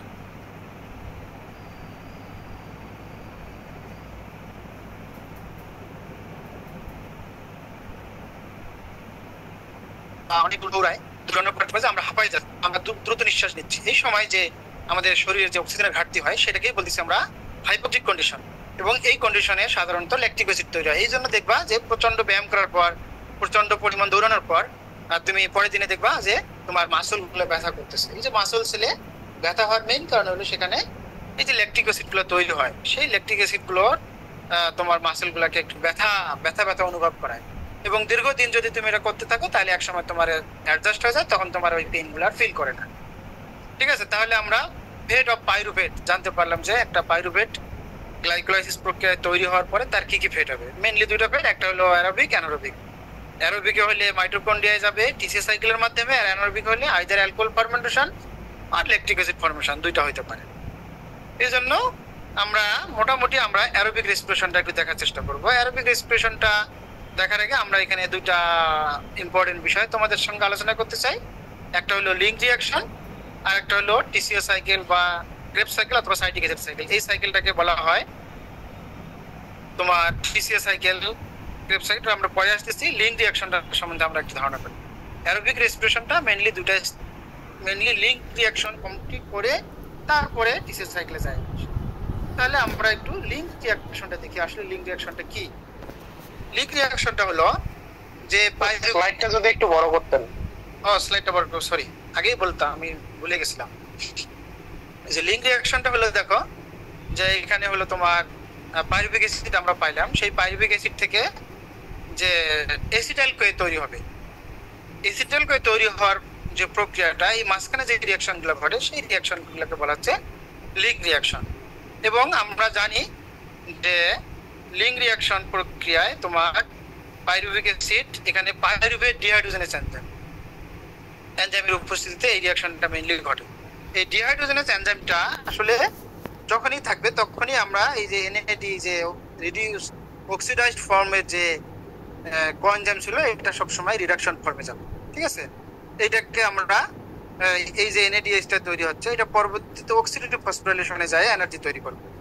এবং এই যে কোএনজাইম এ যে সাইটোপ্লাজমে থাকবে, সেই কোএনজাইম এ এবং পাইরুভিক অ্যাসিড একসাথে বিক্রিয়া করে এখানে দুইটা কার্বন ডাই অক্সাইড ডিকার্বক্সাইলেশনের মাধ্যমে কার্বন ডাই অক্সাইডকে রিলিজ করে দিয়ে এবং রিডাকশনের মাধ্যমে অ্যাসিটাইল কোয়ে তৈরি করবে। এই যে বিক্রিয়াটা, এটাকে আসলে বলা হচ্ছে লিঙ্ক রিঅ্যাকশন। কারণ অ্যাসিটাইল কোয়ে যদি তৈরি না হয় সেটা আবার পরবর্তীতে টিসি সাইকেল কন্টিনিউ করতে পারবে না। আর এই অ্যাসিটাইল কোয়েটাকে বলা হচ্ছে substrate for TC cycle. TC cycle enter করার জন্য যে বিষয়টা, সেটা হলো লিঙ্ক রিঅ্যাকশন। এবং লিঙ্ক রিঅ্যাকশন হওয়ার পরে যে ঘটনাগুলো ঘটবে অ্যাসিটাইল কোয়ে, সেটা এই যে ঘটবে কোথায় ঘটে, আসলে mainly matrix of mitochondria eukaryotic সেলের ক্ষেত্রে, আর সাইটোপ্লাজম হলো প্রোক্যারিওটিক সেলের ক্ষেত্রে। তাহলে এই লিঙ্ক রিঅ্যাকশনটা হওয়ার পরে, লিঙ্ক রিঅ্যাকশন হলো কোথায় হবে, যদি ইউক্যারিওটিক সেল হয় ম্যাট্রিক্সে হবে, আর যদি প্রোক্যারিওটিক সাইটোপ্লাজম। এবং এখানে এটিপি তৈরি হচ্ছে না এবং কোনো সাবস্ট্রেটও এখানে সরাসরি ফসফোরাইলেশনে অংশগ্রহণ করতেছে না, বলে এখানে নো সাবস্ট্রেট লেভেল ফসফোরাইলেশন আমরা বলতেছি। ঠিক আছে, এখন একটু বেসিক ইনফরমেশন, একটু না বললেও চলে, একটু বলে দিচ্ছি কেন এটাকে ক্রেবস সাইকেল, কেন এটাকে টিসি সাইকেল অথবা কেন সাইটিক অ্যাসিড বলা হচ্ছে। এগুলো তোমরা জানার পরেও তোমার হলো যে হ্যান্স ক্রেব একজন সায়েন্টিস্ট ছিল, প্রথমে আবিষ্কার করেছিল এটা ফ্লাইট মাসেল সেলস অফ ফিজিয়ন, এবং এই কারণে টিসি সাইকেল আবিষ্কার করার কারণে তারা একটা যুগান্তকারী অবদান রাখছিল এই বায়োলজিক্যাল সায়েন্স। এবং এখানে এই যে সাইট্রিক অ্যাসিড বলা হচ্ছে এই কারণে, এই যে ইন্টারমিডিয়েটস এখানে কিছু তৈরি হয় যেটাতে 3 কার্বক্সিল মানে কার্বক্সিলিক গ্রুপ থাকে 3টা করে, সেই জন্য এটাকে সাইট্রিক অ্যাসিড বলা হচ্ছে। আর একটা হলো first product from in the citric acid citrate, এবং এখানে এই তোমার যে 6 কার্বন বিশিষ্ট সাইট্রিক অ্যাসিড তৈরি করে বলে এটাকে সাইট্রিক অ্যাসিড সাইক্লিক বলতেছে। তাহলে মোটামুটি নামকরণের বিষয়টা আমরা জানতে পারলাম যে এখানে তোমার কেন টিসিএস সাইকেলটাকে নামকরণ করা যায়, এবং আমরা এটাকে সাইটটা আমরা একটু আগেই বলছি টিসিএস সাইকেলটা কোথায় ঘটবে, আমরা গ্লাইকোলাইসিসটা দেখতেছি সাইটোপ্লাজমে ঘটতেছে, টিসিএস সাইকেলটা ঘটতেছে হলো মাইটোকন্ড্রিয়ায়। মাইটোকন্ড্রিয়ার কোথায় ঘটবে? ম্যাট্রিক্সে। কিন্তু খেয়াল রাখবো মাইটোকন্ড্রিয়ার ম্যাট্রিক্সে, ভিতরে। ম্যাট্রিক্স মানে তো ভিতরে, যে মাইটোকন্ড্রিয়াল মেমব্রেনের ভিতরে যে লিকুইডটা থাকে সেটা হলো ম্যাট্রিক্স, আর সেলের ভিতরে যে লিকুইড ম্যাটেরিয়াল থাকে সেটা হলো সাইটোপ্লাজম। দুইটা কিন্তু ভিন্ন জিনিস। এই সাইটোপ্লাজমে ঘটতেছে হলো তোমার এই লিঙ্ক রিঅ্যাকশন প্লাস হলো তোমার গ্লাইকোলাইসিস, আর বাকি যে রিঅ্যাকশনটা ম্যাট্রিক্সে হবে সেটা হলো তোমার টিসিএস সাইকেল। এইটা একটা সাধারণ একটা চিত্র, এটা চিত্রটা আরো অনেক কাউর আসবে। গ্লাইকোলাইসিস, এই যে সাদা অংশটা দেখতেছো লাল বাউন্ডারির ভিতরে, এটা হলো সাইটোসোল অথবা সাইটোপ্লাজম, আর এটা তো মাইটোকন্ড্রিয়া তোমরা ভালোভাবেই চেনো। মাইটোকন্ড্রিয়ার ভিতরে যে ইয়েলো পার্টটা এটা হলো ম্যাট্রিক্স, এই ম্যাট্রিক্সে টিসিএস সাইকেল ঘটে। গ্লুকোজ গ্লাইকোলাইসিস প্রক্রিয়ায় এখানে যে এনএডিএইচ গুলো তৈরি হলো সেটা ইলেকট্রন ট্রান্সপোর্ট চেইন হয়ে এটিপি তৈরি করবে, এবং ক্রেব সাইকেলেও আমরা কিছু এটিপি পাবো, এবং ক্রেব সাইকেলে আমরা এফএডিএইচ তৈরি হবে, এনএডিএইচ তৈরি হবে, সেগুলো আবার ইলেকট্রন ট্রান্সপোর্টের মাধ্যমে এখানে যাবে। এবং এখানে আরেকটা বিষয় এখানে আছে কিনা জানি না, যে পেন্টোজ ফসফেট পাথওয়ের মাধ্যমেও কিছু এনএডিপিএইচ তৈরি হবে, সেটাও কিন্তু আবার তোমার ইন্টারমিডিয়েট হিসেবে পরবর্তীতে ইলেকট্রন ট্রান্সপোর্টের মাধ্যমে তোমার এটিপি তৈরি করবে। যাই আমরা ওটা পরে দেখতে পাচ্ছি বিষয়টা। এখানে হলো তোমার টিসিএস সাইকেলটা আমরা একটু দেখে নেই কি এখানে ঘটতেছে। আমরা টিসিএস সাইকেলের আমি যখন তোমাদের পড়াচ্ছিলাম যে গ্লাইকোলাইসিস, তখন যে পাইরুভিক অ্যাসিড ফসফেনিল পাইরুভেট থেকে অক্সালো অ্যাসিটিক অ্যাসিড তৈরি হলো, অক্সালো অ্যাসিটিক অ্যাসিডটা পরে ম্যালেট তৈরি হলো, ম্যালেটটা ভেহিকুলে জমা হতে পারে অথবা সরাসরি টিসিএস সাইকেলে আসতে পারে, মাইটোকন্ড্রিয়া যেতে পারে। এইটাই আমি তোমাদের ওখানে বলছিলাম যে অল্টারনেট রুট ছিল একটা পাইরুভেটের। সেই অল্টারনেট রুটটাই উপরের যে বিক্রিয়াটা দেখতেছো এটা জাস্ট পাইরুভেট থেকে অ্যাসিটাইল করে তৈরি হওয়ার যে প্রক্রিয়াটা, সেটা এই টিসিএস সাইকেলের অ্যাকসেপ্টর হলো এই যে অক্সালিক অ্যাসিড, এই অ্যাকসেপ্টর অফ টিসিএস সাইকেল, যেটাকে বলতেছি আমরা অক্সালো অ্যাসিটিক অ্যাসিড। এটা 4 কার্বন বিশিষ্ট একটা কম্পাউন্ড, এবং এই 4 কার্বন বিশিষ্ট কম্পাউন্ডটা কনডেনসেশন বাই সাইট্রেট সিনথেস, যেহেতু সাইট্রিক অ্যাসিড সাইকেল 6 কার্বন বিশিষ্ট হবে, এই যে সাইট্রেট সিনথেস এনজাইমের মাধ্যমে কনডেনসেশন হয়ে এসিটাইল কোয়ে এখানে যুক্ত হয়ে 6 কার্বন বিশিষ্ট, এখানে 4 কার্বন এখানে 2 কার্বন মিলে হলো 6 কার্বন বিশিষ্ট একটা কম্পাউন্ড তৈরি করে, এবং এখানে পানি অ্যাড হয়। ঠিক আছে, পানি অ্যাড হয়, পানি অ্যাড হওয়ার পরে হলো তোমার এখানে সাইট্রিক অ্যাসিডটা তৈরি হলো। সাইট্রিক অ্যাসিড তৈরি হলো, সেই সাইট্রিক অ্যাসিডটা 6 কার্বন বিশিষ্ট। এখানে অ্যাকোনাইটেজ এনজাইমের মাধ্যমে পানিটা রিলিজ হয়ে যায় জাস্ট সিস অ্যাকোনাইটেজ, একটা জাস্ট ট্রান্সফর্ম হয়ে সাইট্রিক অ্যাসিড থেকে সিস অ্যাকোনাইটিক অ্যাসিড তৈরি হলো, এটাও 6 কার্বন বিশিষ্ট। এবং পরবর্তীতে আইসোসাইট সিস অ্যাকোনাইটেজ এনজাইমের মাধ্যমে সেটা আইসোসাইটিক অ্যাসিড, এটাও 6 কার্বন বিশিষ্ট। এবং এই যে 6 কার্বন বিশিষ্ট কম্পাউন্ডগুলো, এই 6 কার্বন বিশিষ্ট কম্পাউন্ডগুলোর জন্যই কিন্তু এটাকে সাইট্রিক অ্যাসিড সাইকেল বলা হচ্ছে। ঠিক আছে, কার্বক্সিলিক অ্যাসিড থাকার কারণে। এই পরবর্তীতে আইসোসাইটেড ডিহাইড্রোজেনেস, দেখো যেহেতু আইসোসাইট্রিক অ্যাসিড 6 কার্বন বিশিষ্ট, এই জন্য আইসোসাইট্রেট, সাইট্রিক অ্যাসিডের একটা সল্ট আইসোসাইট্রেট। আর ডিহাইড্রোজেনেস এনজাইম মানে হলো এনএডিএইচ এখানে রিডিউসড হয়ে এনএডিএইচ তৈরি করবে, এবং পুনরায় এই স্টিল নাও এখানে জাস্ট শুধু আইসোসাইটেড এনজাইমের মাধ্যমে তৈরি হয়ে অক্সালো সাকসিনিক অ্যাসিড তৈরি করবে, যেটা স্টিল নাও 6 কার্বন বিশিষ্ট। তাহলে দেখো এই যে পার্টটার কারণে এটা citric acid cycle. Citric acid হলো একটা 6 কার্বন বিশিষ্ট কম্পাউন্ড। এইবার এখানে ডিকার্বক্সাইলেজ এনজাইমের উপস্থিতিতে কার্বন একটা রিলিজ হবে। কার্বন রিলিজ হলে 5 কার্বন বিশিষ্ট আলফা কিটোগ্লুটারিক অ্যাসিড তৈরি হবে। এই যে আলফা কিটোগ্লুটারিক অ্যাসিডটা, এটা পরবর্তীতে 5 কার্বন বিশিষ্ট কম্পাউন্ড তৈরি করার জন্য অনেক সময় বিভিন্ন অ্যামাইনো অ্যাসিডের প্রিকুরসর হিসেবে কাজ করে। প্রিকুইসর মানে হলো যে তৈরি হওয়ার আগের যে সোর্সটা সেটা হিসেবে কাজ করে আলফা কিটোগ্লুটারিক অ্যাসিড। ঠিক আছে, তাহলে 6 কার্বন বিশিষ্ট থেকে 5 কার্বন কম্পাউন্ড হলো ডিকার্বক্সিলেশন এনজাইমের মাধ্যমে। আবার আলফা কিটোগ্লুটারিক অ্যাসিড থেকে সাকসিনাইল কোয়ে তৈরি হলো 4 কার্বন বিশিষ্ট আরেকটা কার্বন ডাইঅক্সাইড তৈরি হলো। তাহলে দেখো এখানে একটা এবং দুইটা কার্বন ডাইঅক্সাইড রিলিজ হয়ে গেল। এবং এখানেও ডিহাইড্রোজেনেস তোমার হলো আলফা কিটোগ্লুটারিক এনজাইমের মাধ্যমে এনএডিএস তৈরি হলো। দেখো তাহলে আমরা এখানে একটা এনএডিএস পাইলাম, দুইটা এনএডিএস পাইলাম, আর দুইটা কার্বন ডাইঅক্সাইড রিলিজ করলো। আর ডিহাইড্রোজেনেস এনজাইমের মাধ্যমে অলরেডি সেটা আমরা দেখতে পেলাম। সাকসিনাইল কোয়ে থেকে কোএনজাইমটা রিলিজ হয়ে যাবে, যে কোএনজাইমটা আমরা এই যে এখানে একবার যোগ হয়ে কনডেনসেশনের মাধ্যমে সাইট্রিক অ্যাসিড তৈরি হলো। এতক্ষণ এই কোএনজাইমটা এখানে ছিল, সেই কোএনজাইমটা রিলিজ হয়ে সাকসিনিক অ্যাসিড ছিল, কোএনজাইমটা রিলিজ করে সাকসিনিক অ্যাসিড তৈরি হলো। এই যে সাকসিনিক অ্যাসিডটা যে তৈরি হলো, এখানে একটা খুবই শর্ট একটা ইন্টারমিডিয়েট স্টেপ আছে, যেটাকে বলতেছি আমরা গুয়ানিন ডাইফসফেট থেকে খুবই রেডিলি এটা গুয়ানিন ট্রাইফসফেট থেকে এটিপি তৈরি হচ্ছে। যেহেতু এখানে ট্রাইফসফেট থেকে এটিপি তৈরি হচ্ছে, তাহলে এখানে একটা এনজাইম কাজ করতেছে, যে এনজাইমটার নাম হলো কাইনেজ। তাহলে কাইনেজ এনজাইমের নাম যদি প্রোডাক্টের নাম অনুসারে হয় সাকসিনেট কাইনেজ, এবং যেহেতু এখানে এটিপি তৈরি হচ্ছে এই জন্য এটার নাম হলো সাকসিনেট কাইনেজ, যেটা আমরা গ্লাইকোলাইসিস থেকে দেখে আসছি।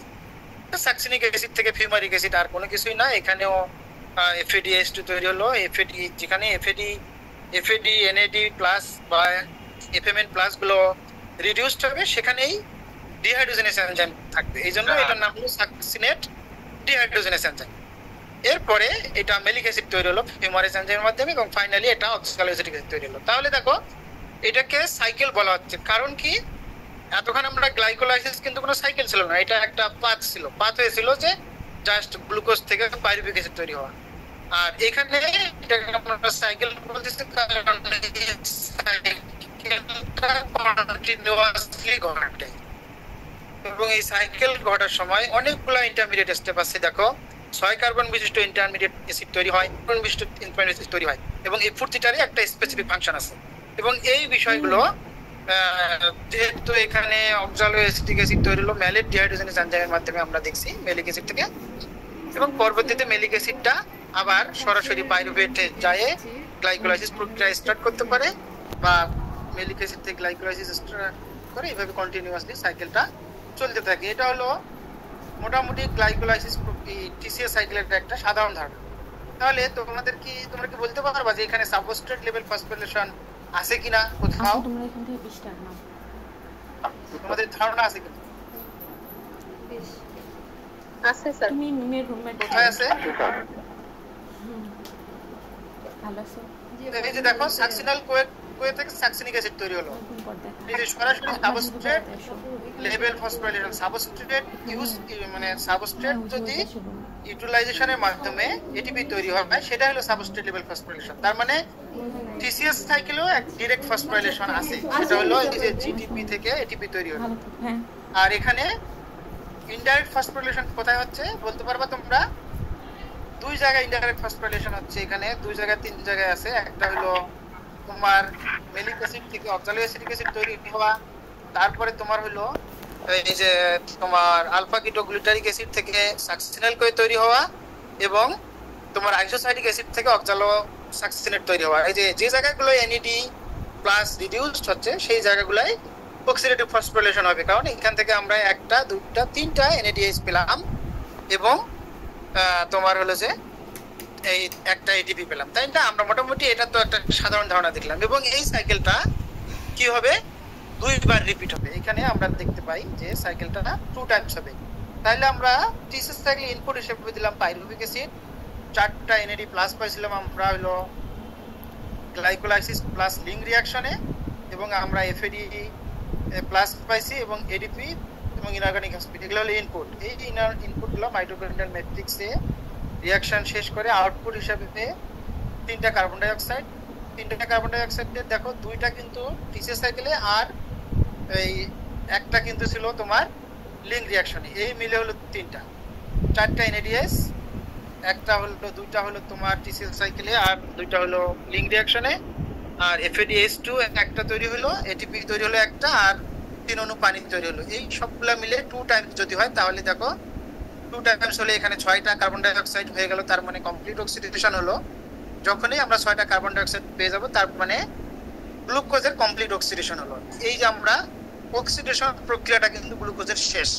তাহলে আমরা টিসিএস সাইকেল শেষ করে আমরা নেট রিটার্ন পেলাম 8টা NADH, 2টা FADH2 এবং 2টা ATP, এবং আমরা কমপ্লিটলি অক্সিডেশন হয়ে গেল। তাহলে আমরা টিসিএস গ্লাইকোলাইসিস এবং গ্লুকোজ থেকে কিছু ATP এবং কিছু NADPH পেয়েছি, তাই না? ATP পেলাম, NADPH গুলো তো আমাদের এনার্জি দরকার, স্টিল নাও আমাদের এনার্জি দরকার এগুলো থেকে। এইগুলো কোথা থেকে এনার্জি দেবে? ইলেকট্রন ট্রান্সপোর্ট চেইন শেষ করে তারপর এনার্জি আমরা পাবো এখান থেকে।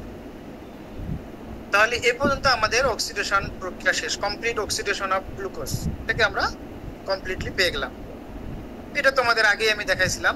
এখানে শুধু এই যে পেন্টোজ ফসফেট পাতে পিপিপি থেকে কিছু NADPH তৈরি হবে, সেটাও ইলেকট্রন ট্রান্সপোর্টের মাধ্যমে ATP তৈরি হবে। যদি সুযোগ হয় আমি এটা তোমাদেরকে দেখাবো। তাহলে আমরা এতক্ষণ ধরে আমরা গ্লাইকোলাইসিস এবং টিসিএস সাইকেল পড়লাম। তোমাদের টিসিএস সাইকেল সম্বন্ধে কি কোনো কোশ্চেন আছে? প্রিকারসর হিসেবে ওটা কি যেন বলেন, ওটা বুঝতে পারি না। আচ্ছা, প্রিকুরসর যেটা হলো আমি বললাম সেটা হলো, আমি বলতেছি তোমাকে টিসিএস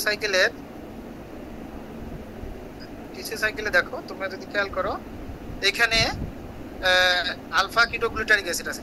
এই যে শেষ ধাপটা হয়ে গেল, এই যে আলফা কিটোগ্লুটারিক অ্যাসিডটা, এই যে আলফা কিটোগ্লুটারিক অ্যাসিডটা অনেকগুলো অ্যামাইনো অ্যাসিডের প্রিকুরসর। প্রিকুরসর মানে হলো যে ধরো বিভিন্ন অ্যামাইনো অ্যাসিড তৈরি হওয়ার জন্য প্লান্টের একটা সোর্স লাগে, সেই সোর্স ম্যাটেরিয়াল হিসেবে আলফা কিটোগ্লুটারিক অ্যাসিডটা হেল্প করে বা অংশগ্রহণ করে। এই জন্য আমরা এটাকে প্রিকুরসর বলছিলাম, ঠিক আছে? আচ্ছা, এখন তাহলে আমরা হ্যাঁ বলো বলো। স্যার এখানে আমরা রিঅ্যাকশনগুলো বিভিন্ন শর্ট ফর্ম ইউজ করতেছি, মলিকিউলস গুলার বা এনজাইম গুলার, সেক্ষেত্রে আমরা এক্সামে কি শর্ট ফর্ম গুলো ইউজ করবো নাকি ব্রড করেই লিখতে হবে? যেমন ইউডিপি, ইউপিপি। এটা তো আসলে আমি বোঝানোর জন্য, যদি আমি তোমাদের ছোট ছোট রিঅ্যাকশন এইরকম একটা সাইকেল না দিয়ে যদি ছোট ছোট রিঅ্যাকশন দিই, ধরো সাইট্রিক অ্যাসিড থেকে অক্সালোসাকসিলিক অ্যাসিড পর্যন্ত যে রিঅ্যাকশনগুলো আছে এগুলো তোমরা পড়বা। সাধারণত সাইকেল আসলে এইভাবে দিলেই আনা। যদি ডিটেল চাওয়া হয়, ডিটেল চাওয়ার সুযোগ নাই, কারণ এত ডিটেলস একটা সাইকেলের সাইকেলটা লিখে আবার সেটা বর্ণনা করা সম্ভব হয় না। এই জন্য এখানে টেকনিক্যাল কোশ্চেনগুলো হতে পারে, যেমন টিসিএস সাইকেলের সাবস্ট্রেট লেভেল ফসফোরিলেশন যে রিঅ্যাকশনটা সেটা দাও, সেক্ষেত্রে তোমাকে একটু পুরাটা লিখতে হবে এবং ওইটা তোমরা টেক্সটগুলো আমি যা মুখে বললাম টেক্সটগুলোতে আসলে সেটাই আছে, সেটা টেক্সটগুলো তোমাদেরকে কালেক্ট করে নিতে হবে, অথবা যদি পুরাতন কোনো নোট থাকে সেখান থেকে দেখতে পারবো, অথবা বই থেকেও পাবা, বা আমার কাছে বই আছে তোমরা বইও নিতে পারবে। আর বাকি যেগুলো আছে সেগুলো অ্যাজ ইউজুয়াল এইভাবেই করলেই চলবে। তাহলে আমরা টিসিএস সাইকেলের ইনপুট সেগুলো পেয়ে গেলাম। এখন আসি electron transport chain. Electron transport চেইনে যেটা বলা হচ্ছে সেটা হলো যে 9:25 হয়ে গেছে বাবারে, এটা তো শেষ করতে পারলি। এখানে দেখো ইলেকট্রন ট্রান্সপোর্ট চেইন, আমি শুরুতেই বলছিলাম যে আমরা কিছু কোএনজাইম দেখতে পারবো রেসপিরেশন করতে, যেগুলো আমরা অলরেডি পেয়ে গেছি। স্লাইডটা একটু বড় করে, স্লাইডটা বড় করে দেবো না, ঠিক আছে, থ্যাংক ইউ। যে NADH, NADPH, FADH2 আমরা কিন্তু বা FADH বা আমরা এগুলো অলরেডি দেখছি। আমরা এইগুলো ইলেকট্রন ট্রান্সপোর্ট চেইনে ব্যবহার হয়ে অক্সিডাইজ টু রিলিজ এনার্জি, এই রিডিউসড ফর্মের যে কোএনজাইমগুলো ছিল এগুলো অক্সিডেশনের মাধ্যমে এনার্জি রিলিজ করবে, এবং এই এনার্জিগুলো কি করবে? Flow through define electron carriers. এই এনার্জিগুলো তো আসলে ইলেকট্রনগুলো বা এনার্জিগুলো ট্রান্সফার হওয়ার জন্য কিছু ক্যারিয়ার থাকবে ইলেকট্রনগুলো, এই ক্যারিয়ারগুলো আমরা বলতেছি ইলেকট্রন ক্যারিয়ার, এবং যেটা এক জায়গা থেকে আরেক জায়গায় ট্রান্সফার হবে একটা চেইনের মাধ্যমে, এই জন্যই চেইন আর কি। এবং finally arrange in increasing redox potential, এবং তারা আস্তে আস্তে যত ইলেকট্রনগুলো মুভ করতে থাকবে তার রিডক্স পটেনশিয়ালগুলো বাড়তে থাকবে। এবং কি বলতেছি আমরা এখানে? The metabolic pathway through which electron travel or passes from one carrier to another is called electron transport system. এইটাকে আলাদাভাবে মাইটোকন্ড্রিয়াল রেসপিরেটরি চেইন অথবা ইলেকট্রন ট্রান্সপোর্ট চেইন হিসাবেও বলা হয়ে থাকে, ঠিক আছে? তাহলে আমরা এটাকে বলতেছি ট্রাভেল রেস্ট্রিক্ট করতেছে সেটা সম্বন্ধে। এরপরে ক্যারিয়ার গুলো কি কি সেটা সম্বন্ধে একটু ধারণা নাও তোমরা। এখানে আমরা বলতেছি যে এখানে ক্যারিয়ার হিসেবে flavin mononucleotide plus iron sulphate protein এবং হলো সাইটোক্রোমস থাকবে। সাইটোক্রোমের মধ্যে সাইটোক্রোম বি, CD1, সি, তারপর সাইটোক্রোম এ, সাইটোক্রোম A3 থাকবে। ইউবিকিউইনোন নামে একটা ক্যারিয়ার থাকবে এবং অর কোএনজাইম কিউ থাকবে। দুটা একসাথে থাকে না, আর বিভিন্ন সময় ভিন্নভাবে থাকে। এই যে আমরা যে ক্যারিয়ারগুলো বলতেছি এই ক্যারিয়ারগুলোকে প্রস্তুতিক গ্রুপ অফ প্রোটিনের একটা প্রস্তুতিক গ্রুপ বলা হয়, ঠিক আছে। এবং এই যে ক্যারিয়ারগুলো এগুলো সাধারণত কোথায় থাকে? Membrane, present inner membrane cristae, ঠিক আছে। এটা একটু পরে আমি ব্যাখ্যা করতেছি কেন আমি এটা বলতেছি। এবং ইলেকট্রন ট্রান্সপোর্ট চেইনটা কমপ্লিট হয় মেইনলি 5টা কমপ্লেক্সের মাধ্যমে। একটা হলো কমপ্লেক্স 1 যেটার নাম হলো NADH dehydrogenase complex, complex 2 FADH2 dehydrogenase complex অথবা সাকসিনেট ডিহাইড্রোজেনেস কমপ্লেক্স, কমপ্লেক্স 3 যেটাকে বলতেছি আমরা cytochrome DC1 complex or cytochrome C reductase complex, complex D হলো কমপ্লেক্স 4 হলো সাইটোক্রোম A3 অথবা সাইটোক্রোম C অক্সিডেস কমপ্লেক্স, আর কমপ্লেক্স 5 হলো ATP সিনথেটেস। তার মানে দেখো এই যে বিভিন্ন কোয়ান্টামগুলো এক ক্যারিয়ার আরেক ক্যারিয়ারে ট্রান্সফার করবে এবং এখানে ইলেকট্রনগুলো মুভ করার সময় তারা এক ক্যারিয়ার থেকে আরেক ক্যারিয়ার ট্রান্সফার করবে। ট্রান্সফার করে ফাইনালি ADP সিনথেটেস যেটাকে অক্সিডেটিভ ফসফোরিলেশন করতেছি আমরা, ঠিক আছে। এবং এই যে কমপ্লেক্সগুলোতে বিভিন্ন ক্যারিয়ার আছে, যেমন ফার্স্ট কমপ্লেক্সে দুটো ক্যারিয়ার আছে FMN এবং আয়রন সালফেট, সেকেন্ড কমপ্লেক্সে শুধুমাত্র আয়রন সালফেট ক্যারিয়ার আছে। এবং এই কমপ্লেক্সটা যেহেতু সাকসিনেট আমরা TCS সাকসিনেট কমপ্লেক্স সাকসিনেট দেখছি, যেহেতু TCS সাইকেলটা ম্যাট্রিক্সে ঘটে এই কারণে এই ম্যাট্রিক্স এবং মাইটোকন্ড্রিয়াল যে মেমব্রেন দুই জায়গা মিলে ঘটবে সেটা আমরা একটু পরে দেখব। এরপরে কমপ্লেক্স 3 আছে যেটাতে ক্যারিয়ার হিসেবে সাইটোক্রোম B, C1 এবং আয়রন সালফেট প্রোটিন আছে। আর কমপ্লেক্স 4 এ দুইটা কপার অ্যাটম আছে উপরে এবং নিচে, আর সাইটোক্রোম এবং A3 আছে। আর কমপ্লেক্স 5 হলো সবচেয়ে ইম্পর্টেন্ট কমপ্লেক্স যেখানে অক্সিডেশন হয়, অক্সিডেটিভ ফসফোরিলেশন হওয়ার পরে ATP তৈরি করে। এবং এখানে ক্যারিয়ার বলা যাবে না, এখানে দুটো পার্ট আছে, একটা হলো F0 বা F0 বলে, আর একটা F1। একটা হলো হেড আর একটা হলো টেইল। হেড এবং টেইল একটা মোটরের মতো, just look like a motor. এই মোটরের মাধ্যমে সাধারণত এরা হলো ইলেকট্রনগুলো এই প্রোটনগুলো ট্রান্সফার করে, প্রোটন পাম্পিং করে ATP তৈরি করে। সেটা আমরা একটু পরে দেখব কিভাবে করে। এবং এইখানে যে ক্যারিয়ারগুলো আছে তার মধ্যে সাইটোক্রোম C এবং ইউবিকুইনোন, এই যে ক্যারিয়ারগুলোর মধ্যে এগুলো হলো মোবাইল ইলেকট্রন ক্যারিয়ার। কারণ একটা কমপ্লেক্স শেষ হয়ে গেলে সেই কমপ্লেক্স থেকে পরের কমপ্লেক্সে ইলেকট্রন যাওয়ার জন্য এই মোবাইল ক্যারিয়ারগুলো লাগবে। এরা নিজেই তোমার হলো এই ইলেকট্রনটাকে ধরে ক্যাচ করে পরেরটাতে নিয়ে যায়, এই জন্য এগুলোকে বলতেছে মোবাইল ইলেকট্রন ক্যারিয়ার, ঠিক আছে। তাহলে আমরা দেখি এই যে এখানে যে ছবিটা দেখতে পাচ্ছ এটা হলো তোমার জাস্ট হলো এটা যে ইলেকট্রন ট্রান্সপোর্ট চেইন যে প্রক্রিয়াটা তার একটা লেআউট বা একটা ডায়াগ্রাম বলতে পারো। কারণ রিয়েল পিকচারটা হলো একটু মানে এনলার্জ ভিউ আছে এবং ওটা অনেক সুন্দর করে বোঝানো সম্ভব হবে না। এটা যদি তোমাদের একটু বুঝে তারপরে ওটা দেখলে সহজ হবে। এই জন্য তোমাদেরকে আমি এই চিত্রটা একটু দেখাচ্ছি।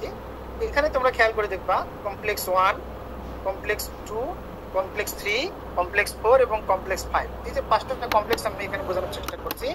এবং এখানে দেখো ইউবিকুইনোন আর এই যে সাইটোক্রোম C, এইগুলোকে বলতেছিলাম আমরা মোবাইল ইলেকট্রন ক্যারিয়ার। এবং ইলেকট্রন ট্রান্সপোর্ট চেইন প্রক্রিয়াটা আসলে কোথায় ঘটে? মাইটোকন্ড্রিয়াল মেমব্রেন এবং মাইটোকন্ড্রিয়ার যে ক্রিস্টি আছে, ক্রিস্টির যে মেমব্রেন আছে সেই মেমব্রেনটাতে ঘটে। এবং সেই মেমব্রেনের কোথায়? Inner membrane space, inner membrane এবং ম্যাট্রিক্স। তার মানে ম্যাট্রিক্সটা হলো ভিতরের দিকে আর ইনার মেমব্রেন স্পেস হলো যে তোমার ইনার মেমব্রেনের বাইরের দিকে। সাধারণত মাইটোকন্ড্রিয়ায় দুইটা লেয়ার থাকে, একটা হলো আউটার মেমব্রেন, একটা হলো ইনার মেমব্রেন, আর মাঝখানেরটাকে বলতেছি আমরা পেরি মাইটোকন্ড্রিয়াল স্পেস অথবা ইনার মেমব্রেন স্পেস। তাহলে এই যে মাঝখানের অংশটা এবং তার বাইরের অংশটা এবং ম্যাট্রিক্স মিলে দুই জায়গাতেই হলো তোমার এই ইলেকট্রন ট্রান্সপোর্ট চেইনটা ঘটে।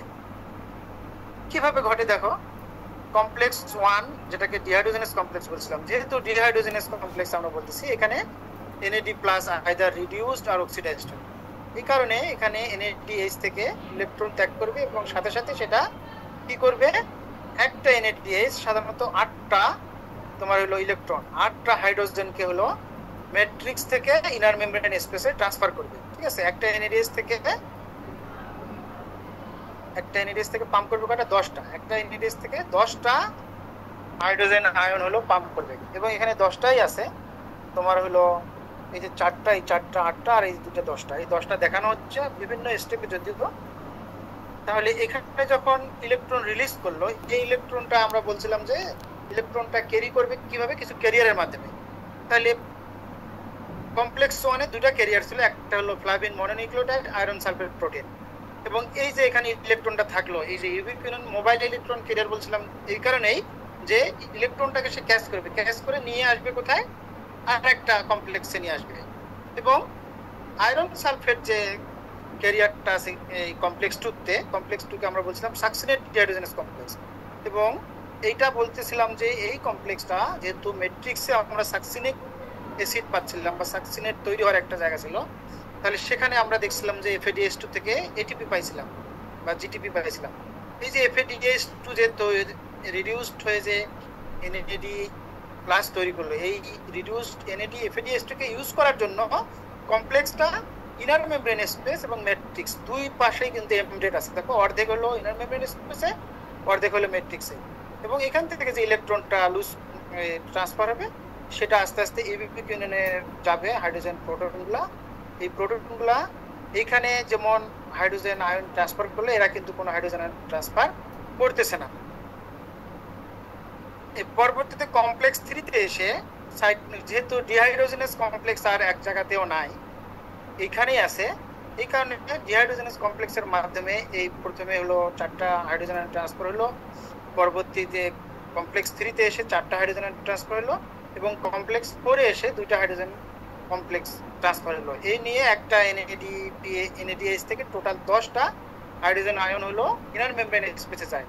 এবং ম্যাট্রিক্স থেকে যখন ইনার মেমব্রেন স্পেসে যায় তখন আস্তে আস্তে ইনার মেমব্রেন স্পেসে হাইড্রোজেন আয়নের কনসেন্ট্রেশন বেড়ে যাচ্ছে এবং আস্তে আস্তে দেখো ইউবিকুইনন এই ক্যারিয়ারটাকে এই প্রান্তে নিয়ে আসে এবং পরবর্তীতে সাইটোক্রোম BC1 এর মাধ্যমে এই কমপ্লেক্স শেষ করার পরে আবার সাইটোক্রোম C এখান থেকে টেনে নিয়ে যায় কপার আয়ন এবং সাইটোক্রোম A3 এবং কপার B এর মাধ্যমে ইলেকট্রনটা লুজ করে কোথায়, রিলিজ করে কোথায়, ম্যাট্রিক্সে। তাহলে একটা জিনিস তোমরা এখানে মনে রাখবা যে ইলেকট্রন ট্রান্সপোর্ট চেইনে বা রেসপিরেটরি সিস্টেমে যে ইলেকট্রনগুলা ট্রান্সফার হয় বা রিলিজ হয় সেই ইলেকট্রনগুলার আলটিমেট রিসিভার হলো অক্সিজেন। এই যে দেখো, আলটিমেট রিসিভার হলো অক্সিজেন এবং এই অক্সিজেনটা একে রিসিভ করলে এই অক্সিজেন কিন্তু রিডিউসড হয়ে যাবে। রিডিউসড হয়ে গেলে এটা হাইড্রোজেন অ্যাড হবে, হাইড্রোজেন অ্যাড হলে ওয়াটার তৈরি হলো। এই যে ওয়াটারটা তৈরি হলো এই ওয়াটারকে বলতেছি আমরা মেটাবলিক ওয়াটার, যেটা সাধারণত প্লান্টের ভিতরে সেটাকে বলে মেটাবলিক ওয়াটার অথবা রেসপিরেটরি ওয়াটার, যেটা বলার কোনো পিওর ওয়াটার এখানে তৈরি হলো। পরবর্তীতে প্লান্টের বা রেসপিরেশনের যে ফার্দার যে প্রসেস অথবা ফিজিওলজিক্যাল ফাংশনিং প্রসেসিং এর জন্য যে ওয়াটারগুলো দরকার হয় সেই ওয়াটারগুলো যদি এখান থেকে প্লান্ট বা অ্যানিমেল গ্রহণ করতে পারে এই মেটাবলিক ওয়াটার থেকে, তাহলে আলটিমেটলি ইলেকট্রনকে রিসিভ করবে কে, অক্সিজেনকে রিসিভ করে ইলেকট্রনগুলোকে সে আবার আগের অবস্থায় তৈরি করে নিয়ে আসলো। তৈরি করে নিয়ে আসলে আবার এখানে ওয়াটার তৈরি হলো এবং এই ওয়াটারগুলো বিভিন্ন মেটাবলিক প্রসেস ইউজ হতে পারে, ফটোলাইসিস প্রক্রিয়া ইউজ হতে পারে। ফটোলাইসিস প্রক্রিয়া ইউজ হলে আবার অক্সিজেন আলাদা হবে, হাইড্রোজেন প্রোটন তৈরি করবে, আবার ইলেকট্রনগুলো এখানে ভেসে বেড়াবে, সেগুলো আবার এইভাবে আস্তে আস্তে NAD+ সাথে রিডিউসড হয়ে অ্যাড হয়ে আবার রিলিজ করে এইভাবে রেসপিরেটরি চেইনগুলো কন্টিনিউ করতে থাকবে।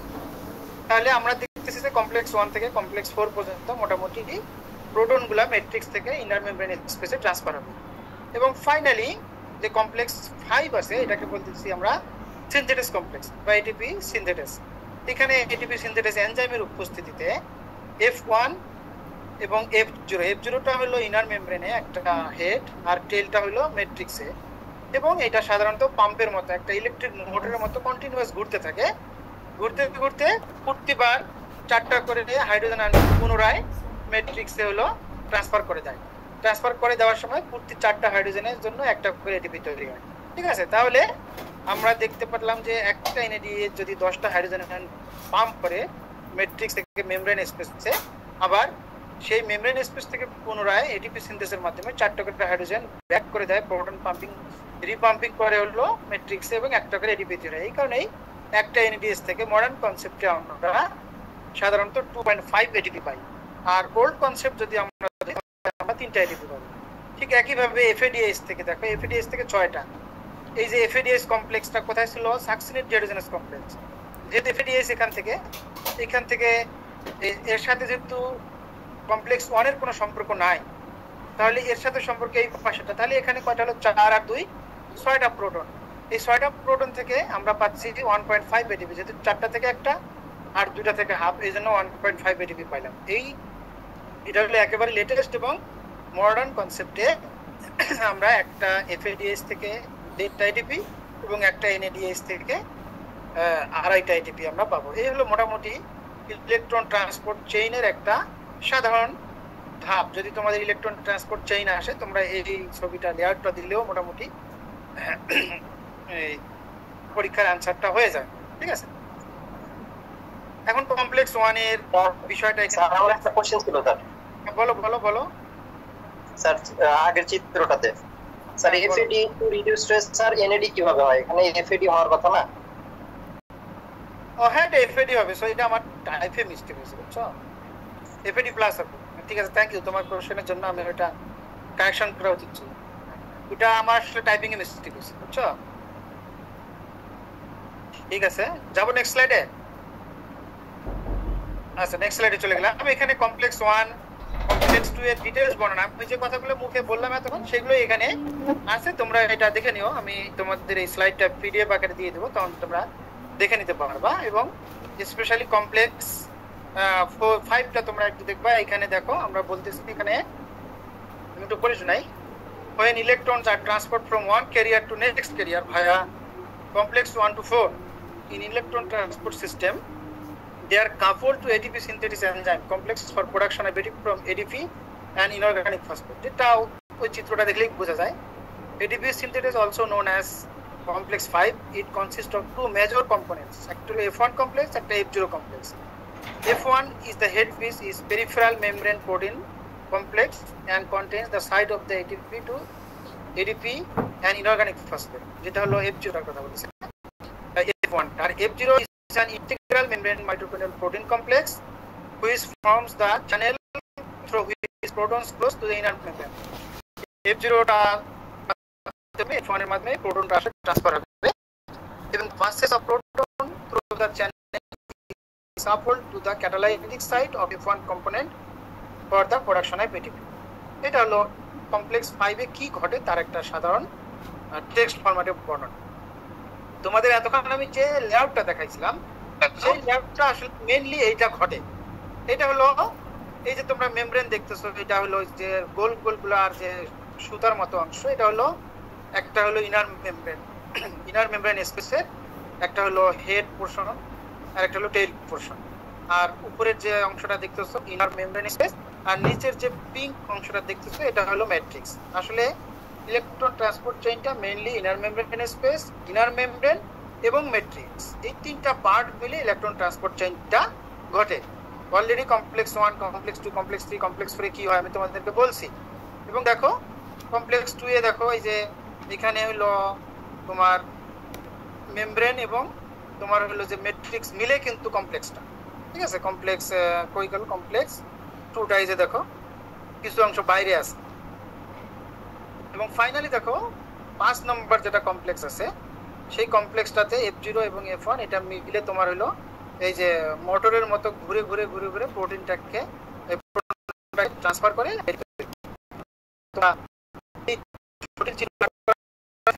চিত্রটা মনে আটা সহজ হবে, তবে একটু কারেকশন করে নিলাম। আমি তোমাদেরকে বলেছি কারেকশনটা কি হবে, কারেকশনটা হলো না মোটামুটি ঠিক আছে, তোমরা ওইটা যদি তোমাদের ইলেকট্রন ট্রান্সপোর্ট চেইনটা পরীক্ষায় লেআউট আকারে জানতে চাওয়া হয় তাহলে তোমরা ওই চিত্রটা আর্ট করতে পারো, তাহলেই চলবে।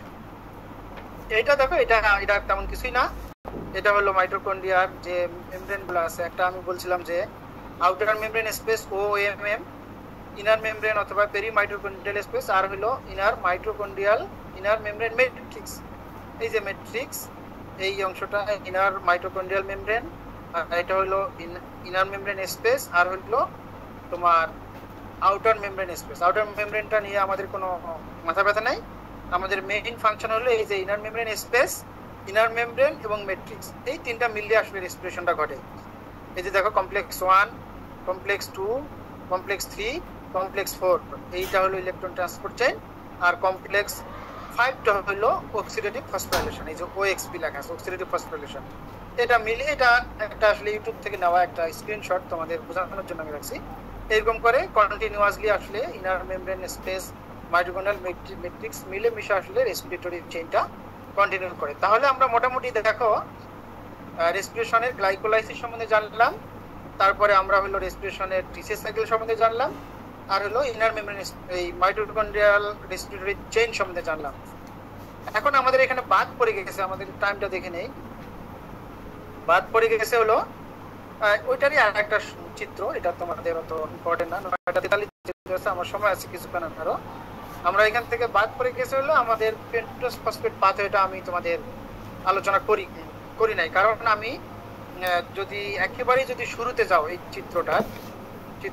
চিত্রটা যদি তোমরা দেখো আর একবার রিভিউ করো, যদি আমরা মোটামুটি রেসপিরেশনের যে সামারি আকারে আমরা গ্লাইকোলাইসিস, সাইট্রিক অ্যাসিড সাইকেল এবং অক্সিডেটিভ ফসফোরাইলেশন তিনটা জানতে পারছি।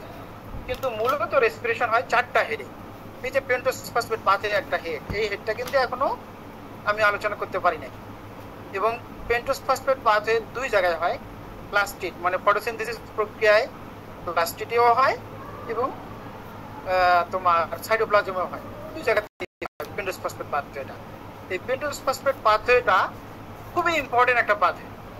কেন ইম্পর্টেন্ট পাথওয়ে তোমরা একটু পরেই বুঝতে পারবা যে আমরা এই পাথওয়েটাকে কেন ইম্পর্টেন্ট পাথওয়ে বলতেছি। হ্যাঁ, তার আগে একটু দেখে আসো তোমরা যে দেখো, ওই যে ফটোসিনথেসিস প্রক্রিয়ায় সাধারণত C3 সাইকেলের মাধ্যমে স্টার্চ তৈরি হয়। C4 সাইকেলে কিন্তু তৈরি হয় না, তৈরি হয় C3 সাইকেলে। তাহলে ট্রাইস ফসফেট থেকে হেক্সোস ফসফেট থেকে স্টার্চ তৈরি হয়। এই হেক্সোস ফসফেটটা সরাসরি গ্লাইকোলাইসিসের যে আর্লি স্টেপ শেষ হয়, যে গ্লুকোজ বা ফ্রুক্টোজ ফসফেট হলো, সেখানে অ্যাড হতে পারে। ট্রাইস ফসফেট হিসেবে সরাসরি যে স্প্লিট হলে হেক্সোস ফসফেটের তোমার এই যে আইসোমারাইজেশনের মাধ্যমে এই তোমার সেখানে এখানে অ্যাড হতে পারে। তারপরে আবার গ্লাইকোলাইসিস প্রক্রিয়াটা কন্টিনিউ করে পাইরুভিক অ্যাসিড তৈরি করতে পারে। তারপর এই পাইরুভিক অ্যাসিডটা স্টোরেজ হয়, তারপরে সেখান থেকে ট্রায়োস ফসফেটটা পেন্টোজ সুগার তৈরি করে, অথবা হেক্সোস ফসফেটটা পেন্টোজ সুগার তৈরি করে। এবং এগুলো পেন্টোজ সুগার এবং ট্রায়োস ফসফেটটা হলো একটা রিভার্সিবল, মানে ট্রায়োস থেকে পেন্টোজ থেকে ট্রায়োস যতটুকু দরকার হয় ততটুকু ইউজ করে, বাকিটুকু আবার রিলিজ করে আগের অবস্থায় দিয়ে সাইকেলে বা পাথওয়েগুলোকে বুস্ট আপ করে কন্টিনিউ করে। এটা হলো সামারি। তাহলে আমরা একটু পেন্টোজ ফসফেট পাথওয়েটা আমাদের একটু জানা দরকার। পেন্টোজ ফসফেট পাথওয়ে যদি আমরা জানতে চাই তাহলে আমি আরেকটা স্লাইডে যাই। সেটা কোথায় আছে পেন্টোজ ফসফেট পাথওয়েটা?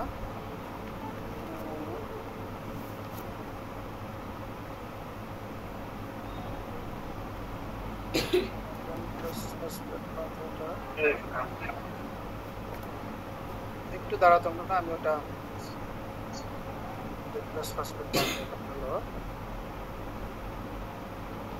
এখানে আমি পাবো, এখানে দাঁড়াও।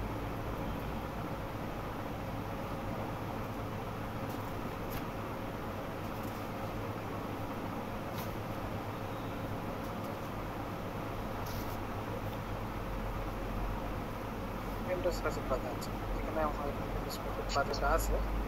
পেন্টোজ ফসফেট পাথওয়েটা যাওয়ার আগে আমি এই পেন্টোজ ফসফেট পাথওয়েটা ইম্পর্টেন্সটা একটু বলি, তাহলে তোমাদের বিষয়টা ক্লিয়ার হবে। তোমরা দেখতে পাচ্ছ তো না, এইটা হলো PPE। এটা যদি importance of pentose phosphate pathway, PPP হবে, ই না এটা, ঠিক আছে? এই ইম্পর্টেন্সটা আসলে কি সেটা একটু তোমরা দেখো, কেন এটা ইম্পর্টেন্ট সেটা আমাদের জানা দরকার। একটা হলো নিউক্লিওটাইড সিনথেসাইজ, নিউক্লিওটাইড হলো আমাদের যে ডিএনএ আরএনএ এর যে বেসিক স্কেলেটন, সেই স্কেলেটনে অ্যাডেনিন, গুয়ানিন, সাইটোসিন এবং থায়ামিন, অ্যাডেনিন এই যে বেসগুলো আছে, এই বেসগুলো হলো তোমার হলো নিউক্লিওটাইড তৈরি করে। নিউক্লিওটাইডে এক পাশ থেকে আরেক পাশে কানেক্টেড থাকে এবং আরো একটা এক্সট্রা আছে ইউরাসিল আরএনএ। এই যে নিউক্লিওটাইড আমরা বলতেছি যে the PPP generates ribose 5 phosphate, a key precursor for the synthesis of nucleotides. তার মানে আমরা এই যে ট্রায়াস ফসফেট থেকে যে পেন্টোজ ফসফেট তৈরি হলো, পেন্টোজ ফসফেট থেকে রাইবোলোজ তৈরি করে, রাইবোলোজ থেকে রাইবোস ফসফেট তৈরি করে এবং রাইবোস ফসফেট গুলো নিউক্লিওটাইড তৈরিতে হেল্প করে, যে নিউক্লিওটাইড গুলো আমাদের ডিএনএ এবং আরএনএ এর স্কেলেটন। কি চেঞ্জ হচ্ছে? হ্যাঁ, লাইট কি চেঞ্জ হচ্ছে? তোমরা কি দেখতে পাচ্ছ না?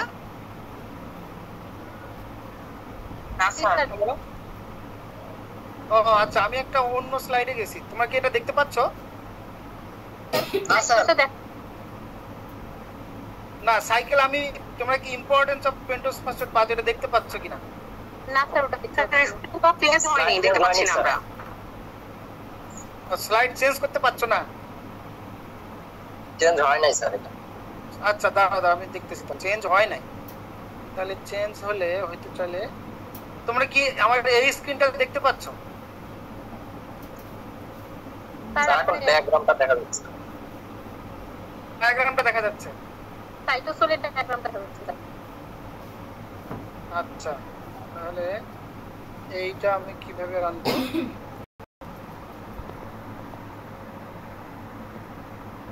রাইট স্লাইড চলে,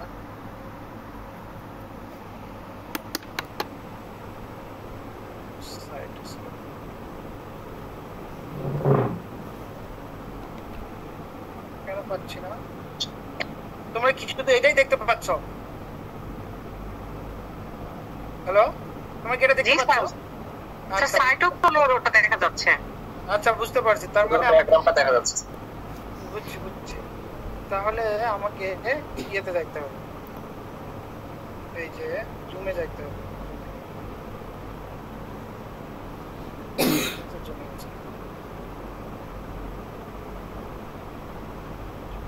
আবার আমাকে মরে যাইতে হবে, মরে যাইতে হবে।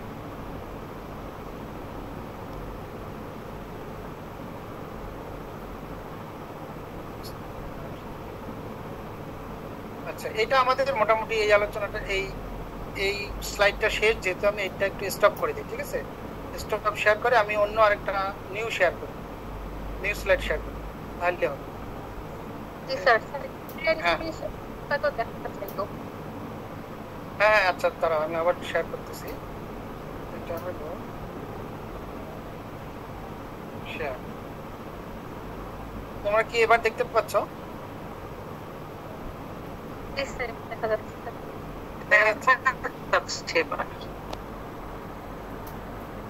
দেখা যাচ্ছে এবার? তোমরা কি এটা দেখতে পাচ্ছ?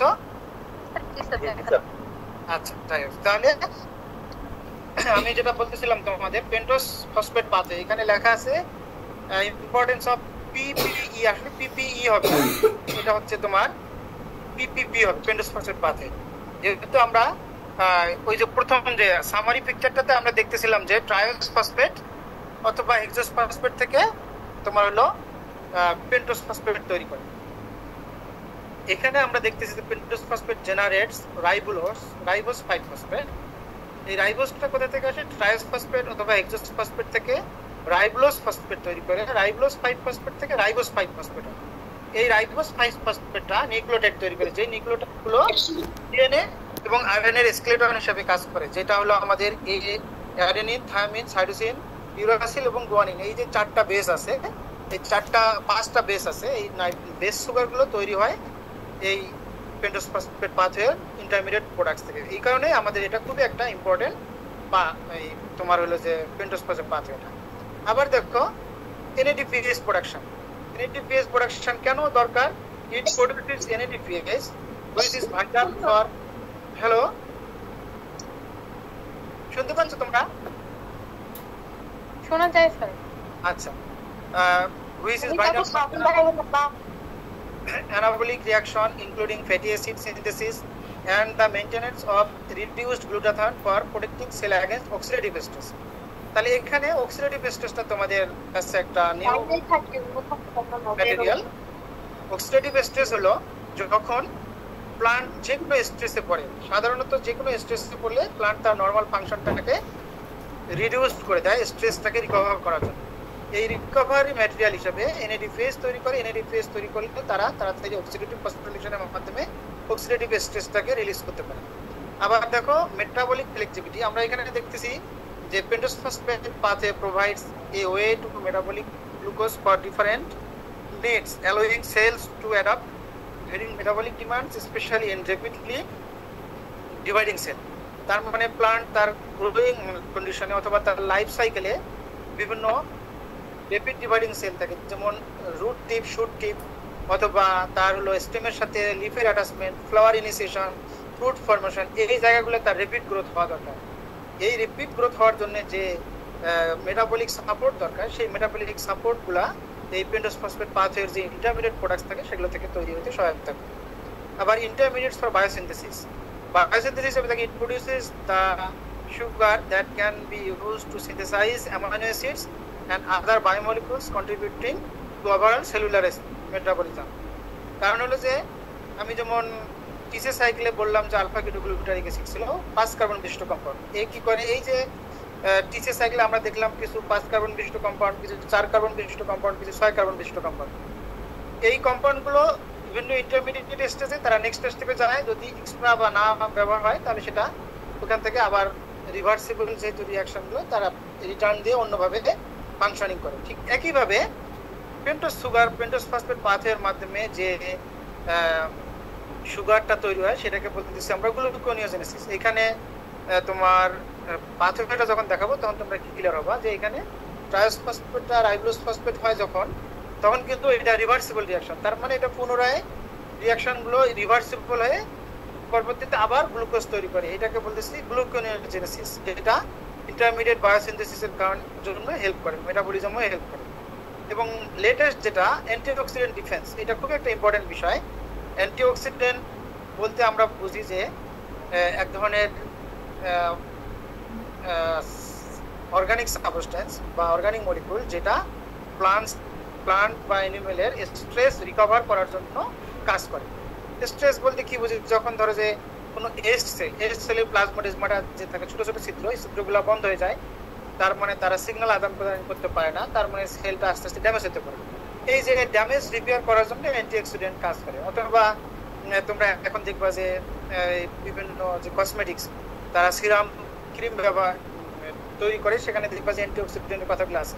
অথবা যে সুপার ফুডগুলো আছে সেখানে অ্যান্টিঅক্সিডেন্টের কথাগুলো আছে। এগুলো আসলে কি করে, এগুলো মেইনলি আমাদের শরীরে যে স্ট্রেসের কারণে অথবা আমাদের যে বয়স বাড়তেছে, এস্ট সেলগুলা, যে এস্ট সেলগুলো ড্যামেজগুলো রিপেয়ার করার জন্য, পুনরায় তাদেরকে ফাংশনিং করার জন্য যে মলিকুলসটা ফাংশন করে সেটাকে বলা হচ্ছে অ্যান্টিঅক্সিডেন্ট। বা চামড়া কুচকাই গেছে সেটাকে আবার যদি রিকভার করা যায়, সেই যে ফাংশনিং করার মলিকুলগুলো অ্যান্টিঅক্সিডেন্ট। এই অ্যান্টিঅক্সিডেন্ট ডিফেন্স করে কিভাবে, যখন প্লান্ট এনি স্ট্রেস, বায়োটিক আর অ্যাবায়োটিক স্ট্রেস যেভাবেই করুন না কেন, সেখানে তার একটা মেকানিজম চেঞ্জ করার অপশন চলে আসে। যদি সে ওই স্ট্রেসটাকে ওভারকাম করতে না পারে, তখন কি করে, তারা অটোমেটিক্যালি সেই সেলটাকে ড্যামেজ করে নিজে নিজেই সেটাকে মেরে ফেলে, দেহ থেকে রিমুভ করে দেয়, যেটাকে বলা হয় প্রোগ্রাম সেল ডেথ, পিসিডি বলে এটাকে। যদি প্রোগ্রাম সেল ডেথ প্রয়োজন না হয়, যদি সে সেটাকে রিকভার করতে পারে, সেই রিকভার করার জন্য যে অ্যান্টিঅক্সিডেন্টগুলো দরকার সেটা সাধারণত এই পেন্টোজ ফসফেট পাথওয়ের ইন্টারমিডিয়েটসগুলো থেকে তৈরি হয়। এই জন্যই আমরা পেন্টোজ ফসফেট পাথওয়েটা একটা খুবই important pathway for the plant life. এই জন্যই আমি প্রথমে ইম্পর্টেন্সটা আগে একটু দেখে নিলাম। ইম্পর্টেন্সটা দেখে নেওয়ার পরে আমি আসলে একটু পেন্টোজ ফসফেট পাথওয়েটা সম্বন্ধে একটু সাধারণ খুবই অল্প সময় ধারণা দেবো তোমাদেরকে, যে আসলে এখানে কি ঘটে। যেটা ঘটে মেনলি সেটা হলো যে এটা মেনলি দুইটা স্টেপে ঘটে। একটা হলো ইরিভার্সিবল অর অক্সিডেটিভ স্ট্রেস, আর একটা হলো রিভার্সিবল অর নন অক্সিডেটিভ। বড় করে দেবো না, এটা হলো দুটো ফেজ। একটা হলো ইরিভার্সিবল অক্সিডেটিভ ফেজ, একটা হলো রিভার্সিবল নন অক্সিডেটিভ ফেজ। দুইটা মেইন ফেজ আছে।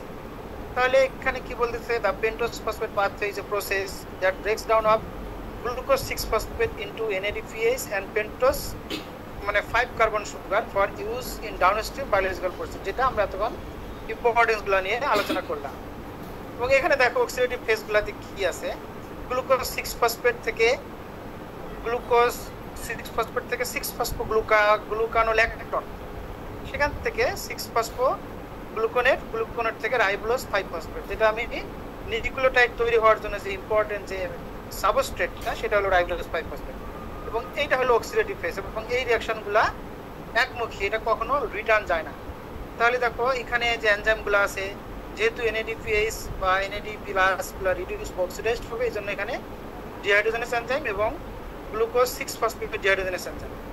আর এখানে যেহেতু ল্যাকটোনেট তৈরি হলো, ল্যাকটোন থেকে ল্যাকটোনেট আসবে, এই জন্য গ্লুকানোল্যাকটোনেস এনজাইমের মাধ্যমে এখানে প্রোটন তৈরি হয় এবং সেটা থেকে 6 ফসফোগ্লুকানোল্যাকটোনেট তৈরি হয় এবং সেটা আবার ডিহাইড্রোজেনেস এনজাইমের মাধ্যমে NADPH তৈরি করলো এবং রাইবোলোজ 5 তৈরি করলো। দেখো 6 কার্বন বিশিষ্ট কম্পাউন্ড গুলো সাধারণত এখানে 5 কার্বন বিশিষ্ট কম্পাউন্ড তৈরি হলো।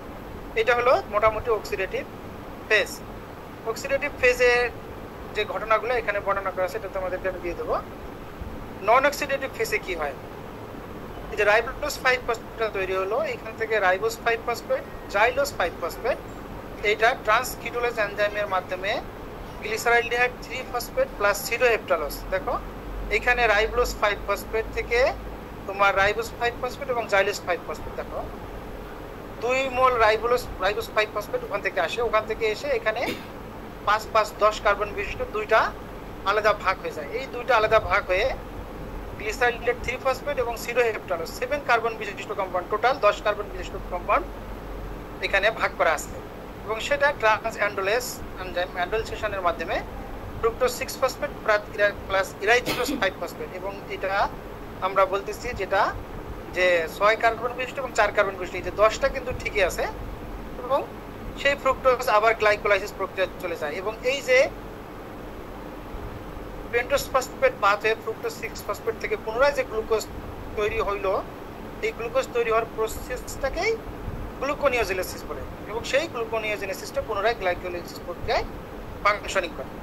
এবং ইরাইথ্রোজ 5 ফসফেট এবং এই যে জাইলোজ 5 ফসফেট, দেখো এখানে যে এক্সট্রা একটা জাইলোজ 5 ফসফেট, এখান থেকে এই জাইলোজ ফসফেট একসাথে যুক্ত হয়ে আবার ফ্রুক্টোজ 6 ফসফেট বা গ্লিসারিল 6 ফসফেট করে, যেটা গ্লাইকোলাইসিস প্রক্রিয়া অংশগ্রহণ করে। দুইটা ফেজ আলাদাভাবে দেখালে এরকম, এই দুইটা ফেজকে আমি যদি একসাথে দেখাই, এটা না, এইটা এই স্লাইডটা আমি তোমার হলো স্টপ শেয়ারিং করে তোমাদের আরেকটা স্লাইড অল্প সময়ের মধ্যে শেয়ার করে, আজকে মনে হয় সময় পাওয়া যাবে না, যদি শেয়ার স্ক্রিনে যায় তোমার শেয়ার স্ক্রিনে যায় ফাইলস যায় কোথায় যেতে হবে আমাকে, বেসিক যায় আইন্ডারে যায় পেন্টোজ ফসফেট পাথওয়ে।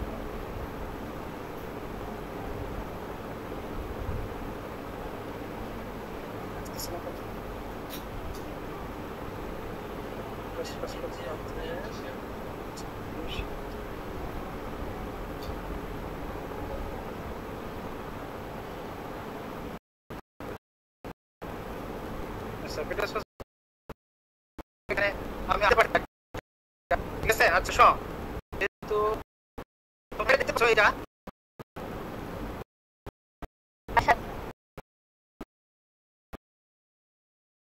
প্রোফাইলটা দেখতে পাচ্ছ তোমরা,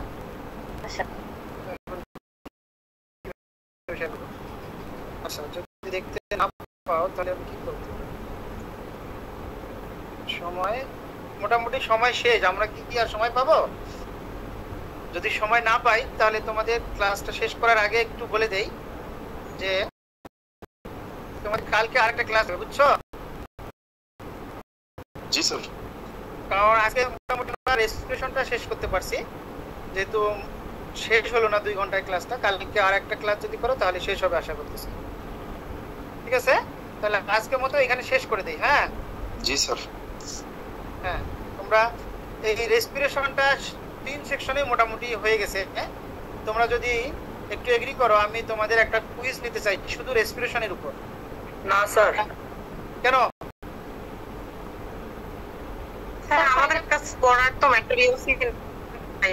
আমি এই যে রেসপিরেশনের স্লাইডটা পিডিএফ আকারে দিয়ে দেবো তোমাদেরকে, এখনই দিয়ে দিচ্ছি, তোমরা ওটা নিয়ে পড়লে কুইজ দিতে পারবা এবং খুব সহজ।